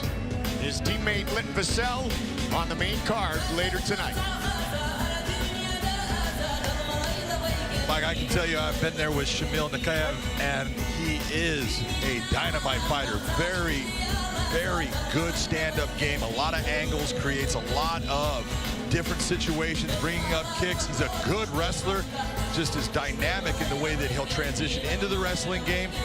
I do think he needs to be very careful of the leg lock game of Lachinoff. This is going to be what I said was one of the best matchups of the night. Yeah, we were surprised when we had lost one of the fights on the main card that this fight wasn't the one that got pushed up. This is a good main event for the prelims. Amateur record of 15-0, professional record 9-0. The nickname, the Chechen Wolf, given to Shamil by his grandfather because he was always fighting and a brave kid. Our tail of the tape for our last preliminary matchup here tonight. 9-0 against 10-2. Nikay, 5 years younger than his opponent, who will have the reach advantage. Here is Michael C. Williams. From Mohegan Sun Arena, the Bellator 254 prelims conclude now with 3 5-minute rounds in the welterweight division. Introducing first, the blue corner. At 5'10", weighing in 170.9 pounds. His professional record, 10 wins, 2 losses. From West Springfield, Massachusetts, Cameron Lachinoff. And across the cage, his adversary fighting out of the red corner at 5'9", weighing in 170.3 pounds, making his Bellator debut. He enters undefeated at 9-0 from Grozny, Chechnya, presenting Shamil, the Chechen Wolf, Nikay. In charge, your referee, Kevin McDonald. Kevin McDonald, our referee for this welterweight fight.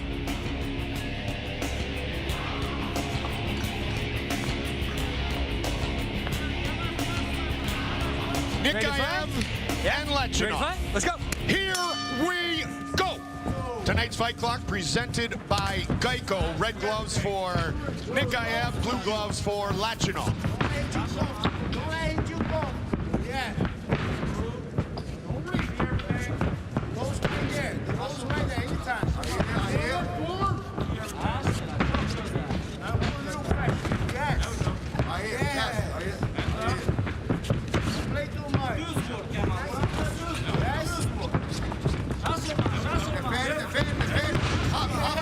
Armin guillotine right to the roll. We saw him do that same thing with Kyle Crutchmer. Yep. Nice job for Lachinoff. Beautiful takedown by Nikay, but Lachinoff did a great job of threatening to get himself so he can get back to his feet. You'll see that a lot from a lot of top fighters. They'll threaten the submission on hoping their opponent will either let up on keeping them down and back out and get away, or just help them get back up to their feet. Feel that pressure now. But in the early part of the fight, if you're watching, you saw all of that nice fluid movement of Nikay, and the way he opens up and creates angles, that's what makes him dangerous.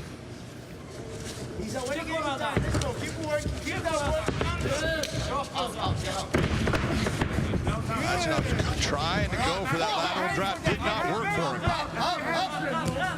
Nikay trying to take advantage of this position. I think that was almost a play, John, by Lachinoff to try to get the fight to the ground, regardless of whether he was on top or not, to go ahead and threaten the leg locks and the submissions, because you see him right now. He's getting hit with some big shots, and you see him looking for the leg lock right there. Yep, there's the knee bar. Looking for it.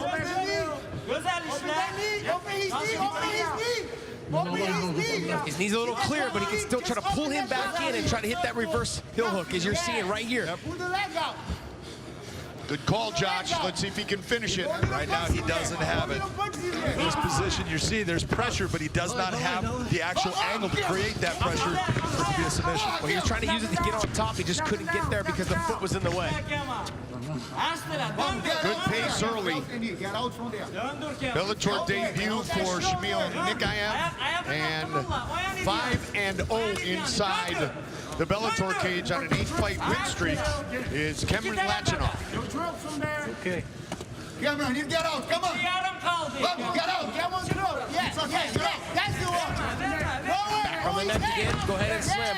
Head you now. I want you very Beautiful heavy right takedown by now. Nikay. Yes, control the head.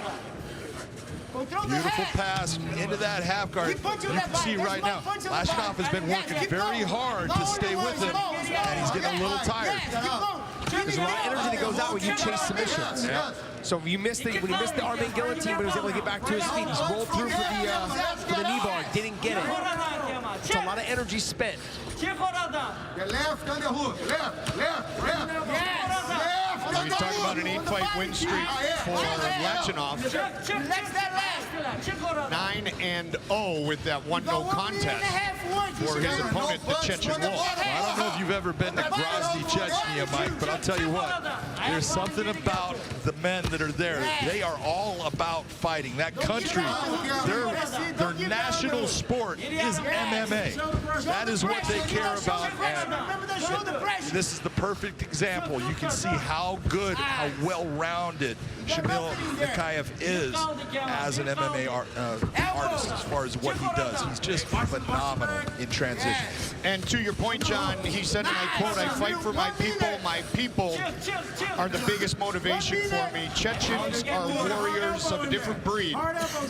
They know who I am. I will do everything to keep it this way." Well, he said that much better than I said it, but that's what I meant. Nice job on getting to the mount there. He was able to drive his knee over the 3/4 mount. He slid his hips back, and now he's got the waist ride.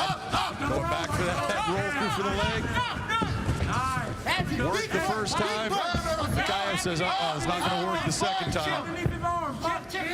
Notice how Nikay is keeping his right knee from between his legs so he can't roll through on that knee bar again. Step through. Nice, beautiful takedown. And this is what I was talking about, Josh. You see him transition from one element to the next. You see how smooth it is. He's just dangerous everywhere, and he's just calm everywhere, which makes him effective. That was a nice defense to that knee bar. What he did when Lachinoff rolled through, he just sprawled and kicked his legs back so he wasn't able to grab the leg. Nikay with a great performance in the first round. Clean break. The holiday season is upon us, and Bellator merchandise would make a perfect holiday gift. Take advantage of this exclusive and limited time offer now by going to BellatorShop.com. Use promo code HOLIDAY20 to get 20% off your entire order.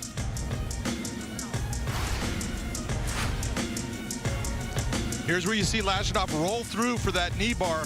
Catches it, you can see, almost gets it extended, but he doesn't quite get it extended. Then his hips lose the position on the leg, and that's what lost the knee bar attempt. But then you watch again, watch the head. Look at him looking up. There goes the weight, gets it up and brings it down, and this time is aware that, you know what, I'm not gonna let you hold on to my head. I'm just gonna put you down and not follow through with it. This is my favorite takedown that I used to use. It's effortless. What he did was he just switched his stance, stepped behind, and tried to drag him down. The reason why it wasn't as clean as it normally is because he wasn't able to put his foot down on the ground. His foot came up off the ground. Nicely done, though. Good pace set in round number 1 by the 25-year-old Chechnyan making his Bellator debut. And he connects with the left after a big swing and a miss from the man unbeaten inside the Bellator cage. Both men swinging. They are swinging some heavy leather. Look at these guys go. And the smile. Well, we know that Lachinoff loves it, and now we know that Nikay loves it too. Right there. You can't lose this round. Stand up. Keep working. You work. You work. Let's go, camera. Let's go. Nikay making the smart decision and taking this fight to the ground, by the way. But it was good when it was good. Having a little chat Not sure what language they're having it in, but they're talking. Corner of Nikay. Gilbert Burns in the corner talking about a guy that's going to walk you through how to defend that knee bar, Josh. We're talking about top of the food chain when it comes to Brazilian Jiu-Jitsu. Not just Jiu-Jitsu, but MMA Jiu-Jitsu. Yeah, just keep working. I work, yes. Another one, the body too. Keep working, hips, let's go. That's it. Heavy right now. On the body too. Keep working. Right hand on the hook. Keep working, Shamil. Frame with the elbow, frame with the elbow. The kimono is right there too, Shamil. Nice job of Lachinoff to get him back into a full guard. 3 minutes. Keep working, Shamil. Don't let him put the fight up again. Keep working. That's it. Just keep working. You're not going to stand up. Keep working. Great pace set by the 25-year-old. That's it on the body. Little one's on the body. On the body right there. Yep, drop the elbow. This is the type of pace you expect from a 25-year-old. Yes. Domination. Let's go. Elbow now, elbow. Domination. His positioning is just on point. He's making Lachinoff work in every position, John. Yeah, Lachinoff is working hard. Get out. Up. Run forward. Get out. Run forward. Nice sit out by Lachinoff.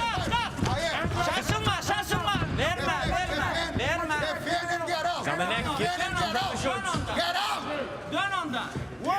Just past the midway point of this 3-round fight. That was just a beautiful underhook turn by Lachinoff to get him up against the cage. See if he can make this high crotch work. Unable to. Both men have landed. Nikay has landed at the higher percentage. Jumps into the turf. Keep working. Little punch. Right with your elbow. That little punch right there. Little bit, let's go. Work, Shamil. Yes, like that. Just Keep a working. very high pace by Nikay. He's just busy on top. I want his head on A lot the of cage. pressure. Just his head on the cage. Got those big hips, big thighs, just the heavy hip pressure. It just takes so much out of you. It zaps your energy when you're trying to move your opponent around like that, and they weigh so much, and just the big legs to go along with it. Well, Lachinoff has done actually a really good job of getting himself out of these positions, but he has had to work really hard and burn a lot of energy to do it. Watch out with that feet on the cage. Bump and get out, Cam. Oh, no. Go. Right, get out.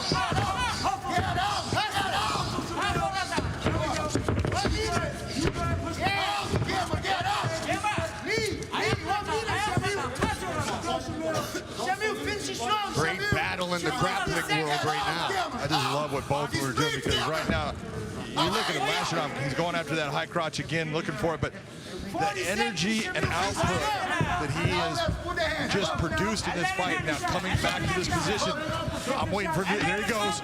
He's going to do it again. Go ahead. He is just rock solid tough. Body head. Did you hear what Gilbert Burns said? Don't you get crazy. That was a nice little uppercut by Lachinoff. 15 seconds. Finish it strong. 10.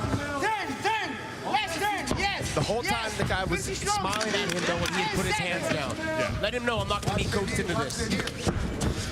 Done.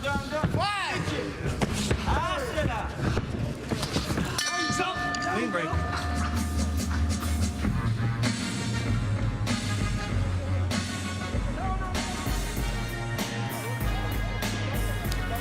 College football comes your way tomorrow with a big Mountain West showdown as Nevada takes on undefeated San Jose State. That will come your way on CBS Sports Network. That is where we will be live, top of the hour. Our main event for the World Championship in the Bellator flyweight division. Take him down. He's going to take you down because he takes out. Get away, breathe, just good punch. No like this. We need to knock him out now. You lost the 2 rounds away. So we need to get away. Ayakta kal. He's exhausted. And George is back. We need him knocking out right now. Okay, breathe. Don't go wide. Let's go, seconds out. Hey, look at me. Seconds out, coach. Look at him very strong right now. Let's go, guys, out. Behind line.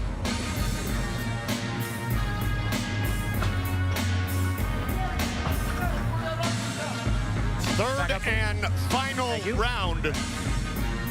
The corner of Lachinoff has already told us what Big John would tell us. And he is down 2 rounds to love. Big overhand right. What he told him, though, was exactly what he needed to hear. He said, look, you lost the 2 rounds, okay, and you need a knockout. He also told him not to swing wild, John. He did. He goes, but I can't have you swing wild. Straight shots. He did say that his opponent was exhausted. I think his opponent is tired, but I do not think he's exhausted. I think he still has more in the tank than they're giving him credit for. The second round to me is always the hardest because going into the third, you know there's only 1 round left. I got 5 minutes. I can dig down and do this. It's that second round where you're like, I got to get through this round. And at the end of that second round, you did see Shamil's pace slow just a bit. Oh, there's no doubt. Look, he's put a lot of energy out here. Both these guys have really put out a ton in this fight. They have taken big shots. They have done a ton of grappling things that took a lot of strength and energy. They've both been going hard. Got a guy who's 9-0 against a man who has not been defeated since July of 2016. Good jab. That's not putting a lot of pressure right now. He's not really landing the clean shots, but he's the one putting the pressure. So the younger fighters, though, will sometimes start to wither under that, John. Yeah, but I'm telling you, I've seen Nikay before. He's young, but he's got a ton of experience. He's been fighting his whole life. That's what Grandpa said, John. Yeah, it's true. He used to walk uphill both ways. Yeah. Oh, caught that one. His hands are down, John. He's starting to lose his pace a little bit. The pressure is being put on him. Lachinoff with a great game plan. He's just making him miss as much as he can, just parrying the punch a little bit, and then trying to land the big shot. Lachinoff doing a good job of not really using that jab to be effective, but just to put it out there as a rangefinder. Spin, but not much there. That's a lot of energy being spent out, though, because it takes a lot to take it. Wow. Well, right now we're seeing Nikay do the exact same thing as Lachinoff before. Going a little bit crazy, little Kimbo slice, putting the hands down.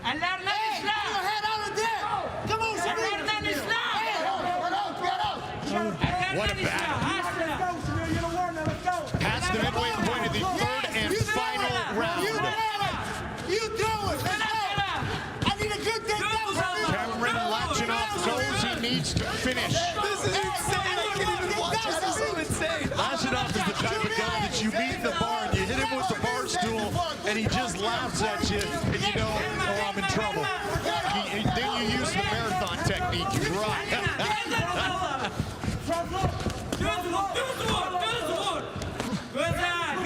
Under 2. Oh, big left hook there, though, that landed clean. Big round 3 for Killer Cam. Can he finish the Chechen Wolf? They did 30 left. Let's see. This is great. I just went from a commentator to a fan. I'm just watching. This is amazing. I'll tell you what, Lachinoff, you gotta love him, man, because he is just got a huge heart. He's got no stop in him. He is exhausted, but he is throwing with everything he has to try to win this fight. He's ducking under very nicely, too. Now he stumbles a bit. That's more exhaustion. I was going to say, John, at the pace that Lachinoff has had to put on in these 4 minutes to try to finish Nikay has been pretty massive as well. How do you not love a fight where both guys are just doing everything they can to put the other guy out or to stay in the fight? Unbelievable. Big left hook.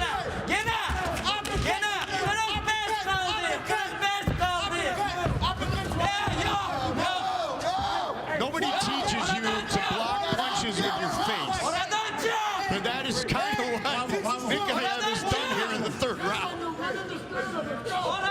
I'm sitting here watching Gilbert Burns. He's telling Nikay to just stay there. Just stay there. You've won the first 2 rounds. Let's not make these shit. He wants him close because he knows he can't get knocked out there. If he opens up, he gets separated.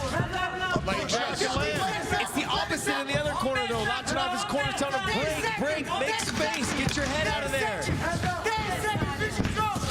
What a battle.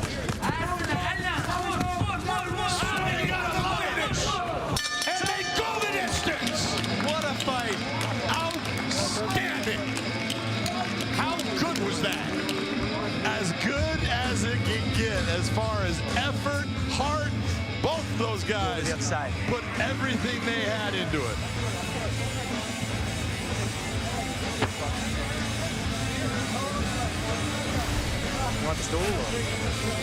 Take a look at what happens here. You see Nikay with his hands down, say, go ahead, touch me. I'm just going to swing a little bit, little rocking back and forth. Let me dip. I'm not going to rip because my arms are lead. Lachinoff going after, trying to land those shots. Straight shots. Goes for the uppercut. Man, he put a lot of effort into trying to touch him in this round.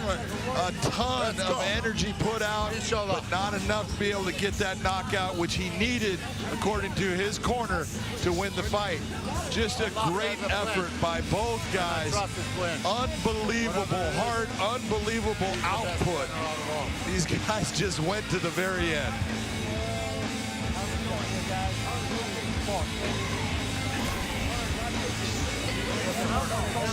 What a fun fight to finish our prelims. Look at the numbers. 95 strikes landed by the man in the red. 88 landed by the man in the blue gloves. The story of the fight, though, was the takedowns. And the takedowns was where a lot of Nikay landed the strikes on the ground that ended up winning him this fight. Or should win him this fight. There you go. That is what you call leaving it all in the cage. If I didn't win this fight, something is wrong. Look at him. Just look at him. You see, Lachinoff said, if I didn't win this fight, there's something wrong. Look at him. Well, that's not quite the way it goes. It is called by rounds, and even according to Lachinoff's corner, he lost those first 2 rounds, so we'll see if that's the way the John, we got to add that to the criteria. Yeah, that's it. How do you walk out, or do you have to be carried out? Exactly. What a fight, though. It was such a great fight between both fighters and mutual respect at the very end. I love it.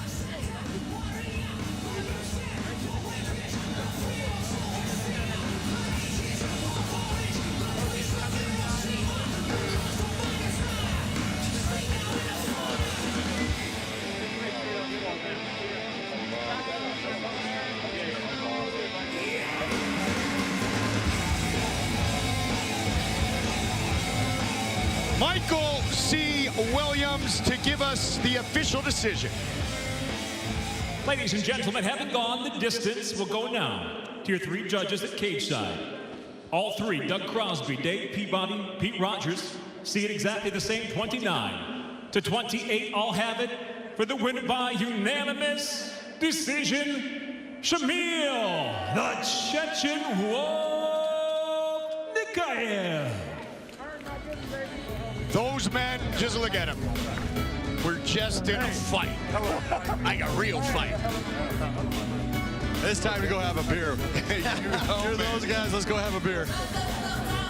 Thank you for the show that these men just put on, because it was one heck of a one. There's no loser. Top of the hour, we will see you live on CBS Sports Network. Get things started with Romero Cotton, Justin Sumpter, then the heavyweight battle that we talked about. 2 bantamweights set to make their debut. Our main event is for the World Championship in the flyweight division. Ali Malay Macfarlane, Juliana Velasquez. We'll see you in a few on CBS Sports Network. It's a battle of unbeatens with the belt on the line. Bellator flyweight world champion Ali Malay Macfarlane. She is a killer. Takes on 10-0 Juliana Velasquez. Live and free, Bellator MMA on CBS Sports Network.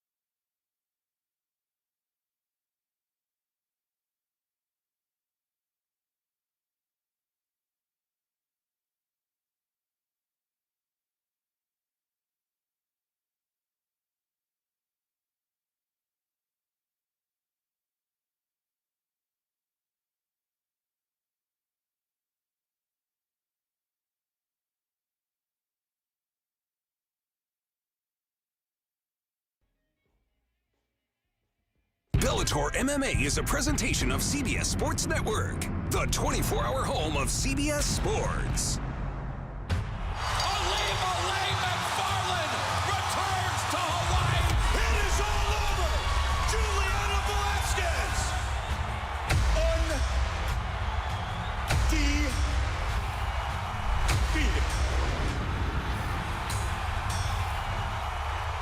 Tonight, it's a battle of unbeatens for Bellator Gold. Flyweight world champion Ilima-Lei Macfarlane has eliminated every opponent on her road to glory. But tonight, she faces her toughest test yet in Juliana Velasquez, who brings a dangerous arsenal and a perfect record of her own. Someone's own has got to go. This is Bellator 254, undefeated on CBS Sports Network.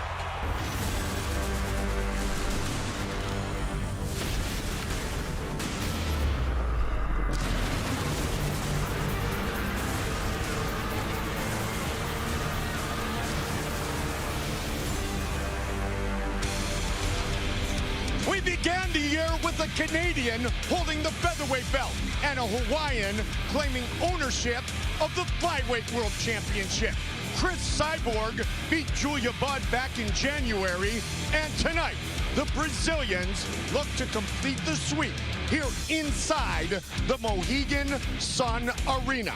Our main event of the evening is a battle between the flyweight world champion, Ilima-Lei Macfarlane, as she looks to defend her belt for a Bellator record-setting 5th time against one of Brazil's most determined and destructive fighters, Juliana Velasquez. Hi again, everybody. I'm Mike Goldberg. My partner's, of course, Josh Thompson and Big John McCarthy. Big John, I've been waiting for this one. Ilima-Lei has eliminated all of her challengers because she has continued to evolve, correct? Absolutely. Ilima-Lei has grown up as the champion, which is unusual and very difficult to do. But she's getting better with each fight, and that's what makes her special. This is a person, 5 submission wins, 8 stoppages total in her 11-0 record. But she keeps on just evolving with her ground game and her stand-up, and that ground game is something that her opponent needs to be careful of tonight. There is no doubt about it. Ilima-Lei, though, has not been shy, Josh, about saying she needs to be careful against her opponent. She said by far Juliana Velasquez, her toughest test. What makes Juliana Velasquez so dangerous? You want to know why Juliana Velasquez is so dangerous? Ask Ilima-Lei Macfarlane. She said it all. She said her southpaw stance, okay? The things that she does from there, the way she throws her punches. She mixes up the combinations from leg kicks to striking from the body to the head. She's also a judoka. She's someone who's a black belt in judo. She's on the Brazilian national team. She's extremely good and well-versed on the ground. The thing is, with Ilima-Lei Macfarlane, she understands that this is the toughest task she has ahead of her, and Juliana Velasquez is going to push that pace and get in her face and throw big shots. Every fight the last few years for Ilima-Lei Macfarlane has been a 5-round fight. If she can get her opponent into deep waters, she believes she will have the advantage. And she is Hawaiian, and she is used to deep waters. That is our main event. Later tonight, we will start things off at 185 pounds. Romero Cotton, a 3-time Division II National Wrestling Champion. His opponent, Justin the Fort Sumpter.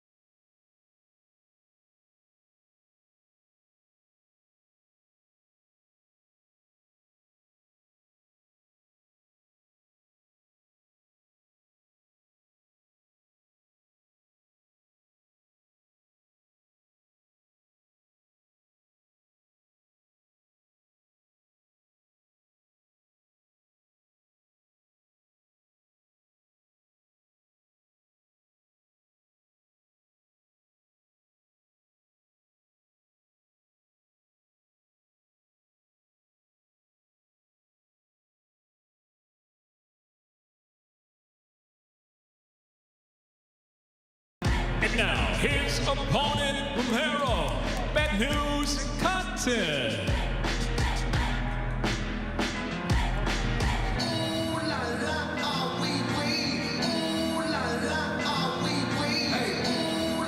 Romero Cotton trains at AKA in San Jose, California. He is the man that won 10 state championships in 3 different sports in high school, 4 in wrestling, 2 in powerlifting, and another one in football. A national champion at the cadet level in both freestyle and Greco-Roman wrestling, and of course, being from AKA, Josh, a man you know well. I know him very well, and I have full disclosure to let everyone know that I have worked with him, I've trained with him, I've grappled with him, and I've helped him a lot for this fight. I will not be biased. I love the fact you give full disclosure because you have been training with Romero. But the one thing that we know is Romero Cotton is a man who is athletic but mean. He has got a mean streak in him, Josh. Well, here's the one thing that Bob Cook, our manager, has talked about. He's probably the most true fighter that we have come through the gym at AK in a long time. His last fight, 13 months ago, was a victory by a verbal tap due to injury just 2 minutes and 16 seconds into the battle against Jason Parada. 4-0 with all 4 of his wins coming inside the Bellator cage.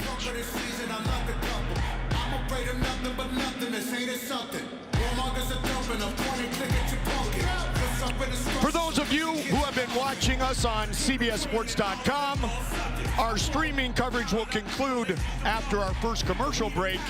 We welcome you to our coverage on CBS Sports Network. It is great to be here tonight, our first fight in the middleweight division. And here is our tale of the tape for this fight at 185. 4-0, Romero Cotton against Justin Sumpter. John, look at that reach advantage. That's a big reach advantage, and Justin Sumpter needs to use that reach advantage to keep Romero Cotton off of him. To get things officially underway, here is the voice, Michael C. Williams. Ladies and gentlemen, good evening and welcome to Bellator MMA Live on CBS Sports Network. From Mohegan Sun Arena, we begin with 3 5-minute rounds in the middleweight division. Introducing the blue corner. At 6'2", weighing in 184.7 pounds, his professional record, 7 wins, 3 losses, fighting out of Milford, Connecticut, Justin the Ford Sumpter. And across the cage, his adversary, fighting out of the red corner, at 5'10", weighing in 185.1 pounds. As a professional, he's undefeated, 4 victories, no defeats. By way of Hutchinson, Kansas, he fights out of San Jose, California, Romero, Bad News Cotton. In charge, your referee, Brian Miner. Brian Miner, our referee, for our first fight live here on CBS Sports Network. Mike Goldberg, Josh Thompson, Big John McCarthy, Jen Brown, live from the Mohegan Sun Arena. Are you ready? Justin, you ready? Come on, fight. Here we go. Tonight's fight clock presented by Geico. Romero Cotton in the red gloves, Justin Sumpter in the blue gloves. Sumpter, the southpaw, Cotton in the orthodox stance. Go, man, you know. Nice, beautiful, Justin. Find your range, find your range. Nice, relax. Not a good thing for Sumpter to go after that type of kick with a guy that wrestles like Romero Cotton. He needs to set that kick up with his hands first. There was a lot of preparation in this camp for that exact kick, that body kick, as well as the inside leg kick. That's a lot of what he prepared for, actually striking off of that, as well as going right from the striking to the takedown. Well, when you watch Sumpter fight, when he's doing well, he gets in a rhythm with his stand-up, and he controls that distance very well with those kicks. But he needs to set them up with his hands. Right hand, Got in tight, got taken down. Left knee tight on his hip. Sit on that leg. When people at AK talk about Romero Cotton, they talk about his physical strength. They're like some of the top guys, Kyle Crutchmere, you know, DC, they all talk about how physically strong he is. You just saw right there with a beautiful takedown. Ass down, head up, good posture. Hit your knees. Sumpter right there was trying to swing his hips to go for that armbar, and you saw physically Cotton was just able to squeeze down on him and keep him from being able to rotate either way. Work back up. We got the cage right there. We get up. Don't forget, you can join the conversation on all social media platforms at hashtag Bellator 254. Great posture. Hips heavy and Close guard. Watch your hips. Hit your knees here. Cotton looking to do damage from top position. This is right now, you're seeing him in the close guard up against the cage. Normally, generally, usually in these positions, guys are now using that cage, opening that guard, using the cage to get themselves back to their feet. This is almost old style, and when you see Romero Cotton bringing his head over the top of Sumpter, he's able to deliver shots with a ton of power. Another thing that we had talked about is when you do get your opponent to the fence, put your forehead against the fence, and it takes away a lot of the attacks from the bottom. Can't use your legs to swing around to get that arm or anything like that. There's no omoplata there. There's no arm bars there as well. Sumpter trying to control the posture of Romero Cotton. His head against that cage again.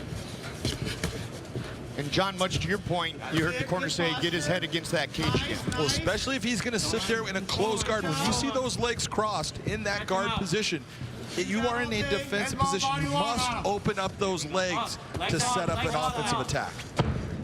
Switch that head to the front side. Catch that arm. He's looking to do exactly what he was instructed to. Punch through, Justin. Under 2 minutes. Fight scheduled for 3 5-minute rounds. Romero was able to feed that arm to the back and hold it there for a second. Hey, let's stretch him out. Select that arm now. Careful on that Looking for that triangle. Nice job of swinging the legs up, but he didn't have control of the arm. Let's work up. Now hip pressure. Here you go. Justin, let's move. Nice. Hips down. One thing that Ron Castro teaches at AKA, the jiu-jitsu coach there, is to keep your hips over the other opponent's hips or over his thighs. Makes it harder for them to move. You see Romero's a little high right here. Very high. Needs to get that other hook in that will help stay. Oh, it's over. Just like that. That's the strength that you talked about, Josh, and the power of Romero Cotton, who is now 5-0 in his professional career. Let him stand. It's okay.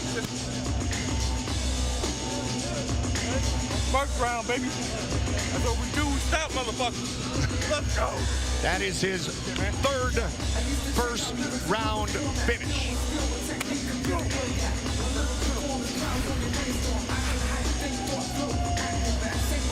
Go, you can see he's in position here, but there's no choke at this time. But right away, you see that arm when he comes over right here. Now he's got it, and it's tight.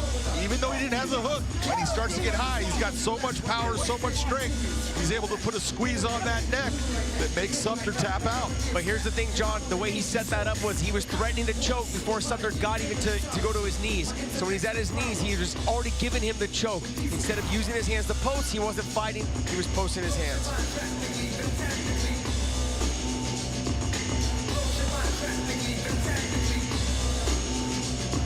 Hey, Twin J, we did it, baby. Twin J all day. Scotty J, let's go. AKA, let's go. We welcome those of you who have just witnessed a very high-scoring college football game. We are live on CBS Sports Network from the Mohegan Sun Arena. For those of you just joining us, our middleweight matchup is over in round 1. And here is how Romero Cotton finished it. Romero Cotton getting Sumpter up against the cage, really getting good position. He doesn't have the hooks, but all of a sudden you see that arm wrapping around, grabs a hold of it, starts to squeeze on that, tight, good, gets the tap. Well, Sumpter chose to put his hands down to the mat instead of defending the choke, and it cost him the first round. Romero Cotton moves to 5-0 with all of his wins here in Bellator. To make it official, here is the voice, Michael C. Williams. Hey, Twin J, we did it, baby. Twin J all day. Scotty J, let's go. Inside the Bellator cage, the rear naked show brings on the tap. Official time, 3 minutes, 36 seconds. Round number 1 by submission. Still undefeated, Romero Bad News Cotton. Romero Bad News Cotton. Third straight first round finish. And he will visit with Big John. All right, Romero, instead of dancing, you got to come and talk to me, brother. What is up, man? That was a beautiful performance. You were dominant. That fight started off, and he was trying to set up those leg kicks, taking out your legs a little bit. You went to that lock. You got him to the ground. But let's talk about the finish, because it was your strength and your power that you could see all of a sudden just make that choke work. Hey, first and foremost, rest in heaven, my cousin, Brian Henderson Jr., AKA Bad News. That's why I changed my name to Bad News tonight. All he wanted to do was go to Tokyo and see me fight. He didn't get to make it, but he's in here with me tonight. But as far as the finish went, man, the guy's 6'3", 6'4", you know, 185 pounds. His muscles are real long. He ain't that strong. So, I mean, I know I could just roll right through him and get to the neck. Well, let's talk about your positioning, because I know that your coach, Ron Kessler, likes you to keep hip to hip and be tight on guys. When you got to that position, did you feel solid there? Oh, yeah, man. I practice with beasts, monsters, you know what I'm saying? Just the top of the line. Grapplers out there, out at AKA. We're deep. We're coming back. And so, I mean, this is a walk in the park compared to the guys I practice with. Well, you're part of it being deep at AKA and what you're bringing. You're 5-0 now in the Bellator cage. Who is it in the middleweight division that you got your eye on? Hey, man, I really couldn't even tell you. I don't know. It's I got my eye on myself. Man. I'm still early in my career. Every fight, I'm getting better and better, getting more and more comfortable in here. So, I mean, I got my eyes on myself. Well, that was a beautiful performance. Congratulations on another win. 5-0, Romero Cotton. Back to you, Goldie. Big John, thank you very much. For those of you watching on CBSSports.com and YouTube, the remainder of Bellator 254 will be presented on CBS Sports Network. You can find us by going to CBSSportsNetwork.com/channel finder. Congratulations, Romero Cotton. And when we come back, we will have a heavyweight collision. Lynn Vassell and Ronnie Marks set to collide inside the Bellator cage.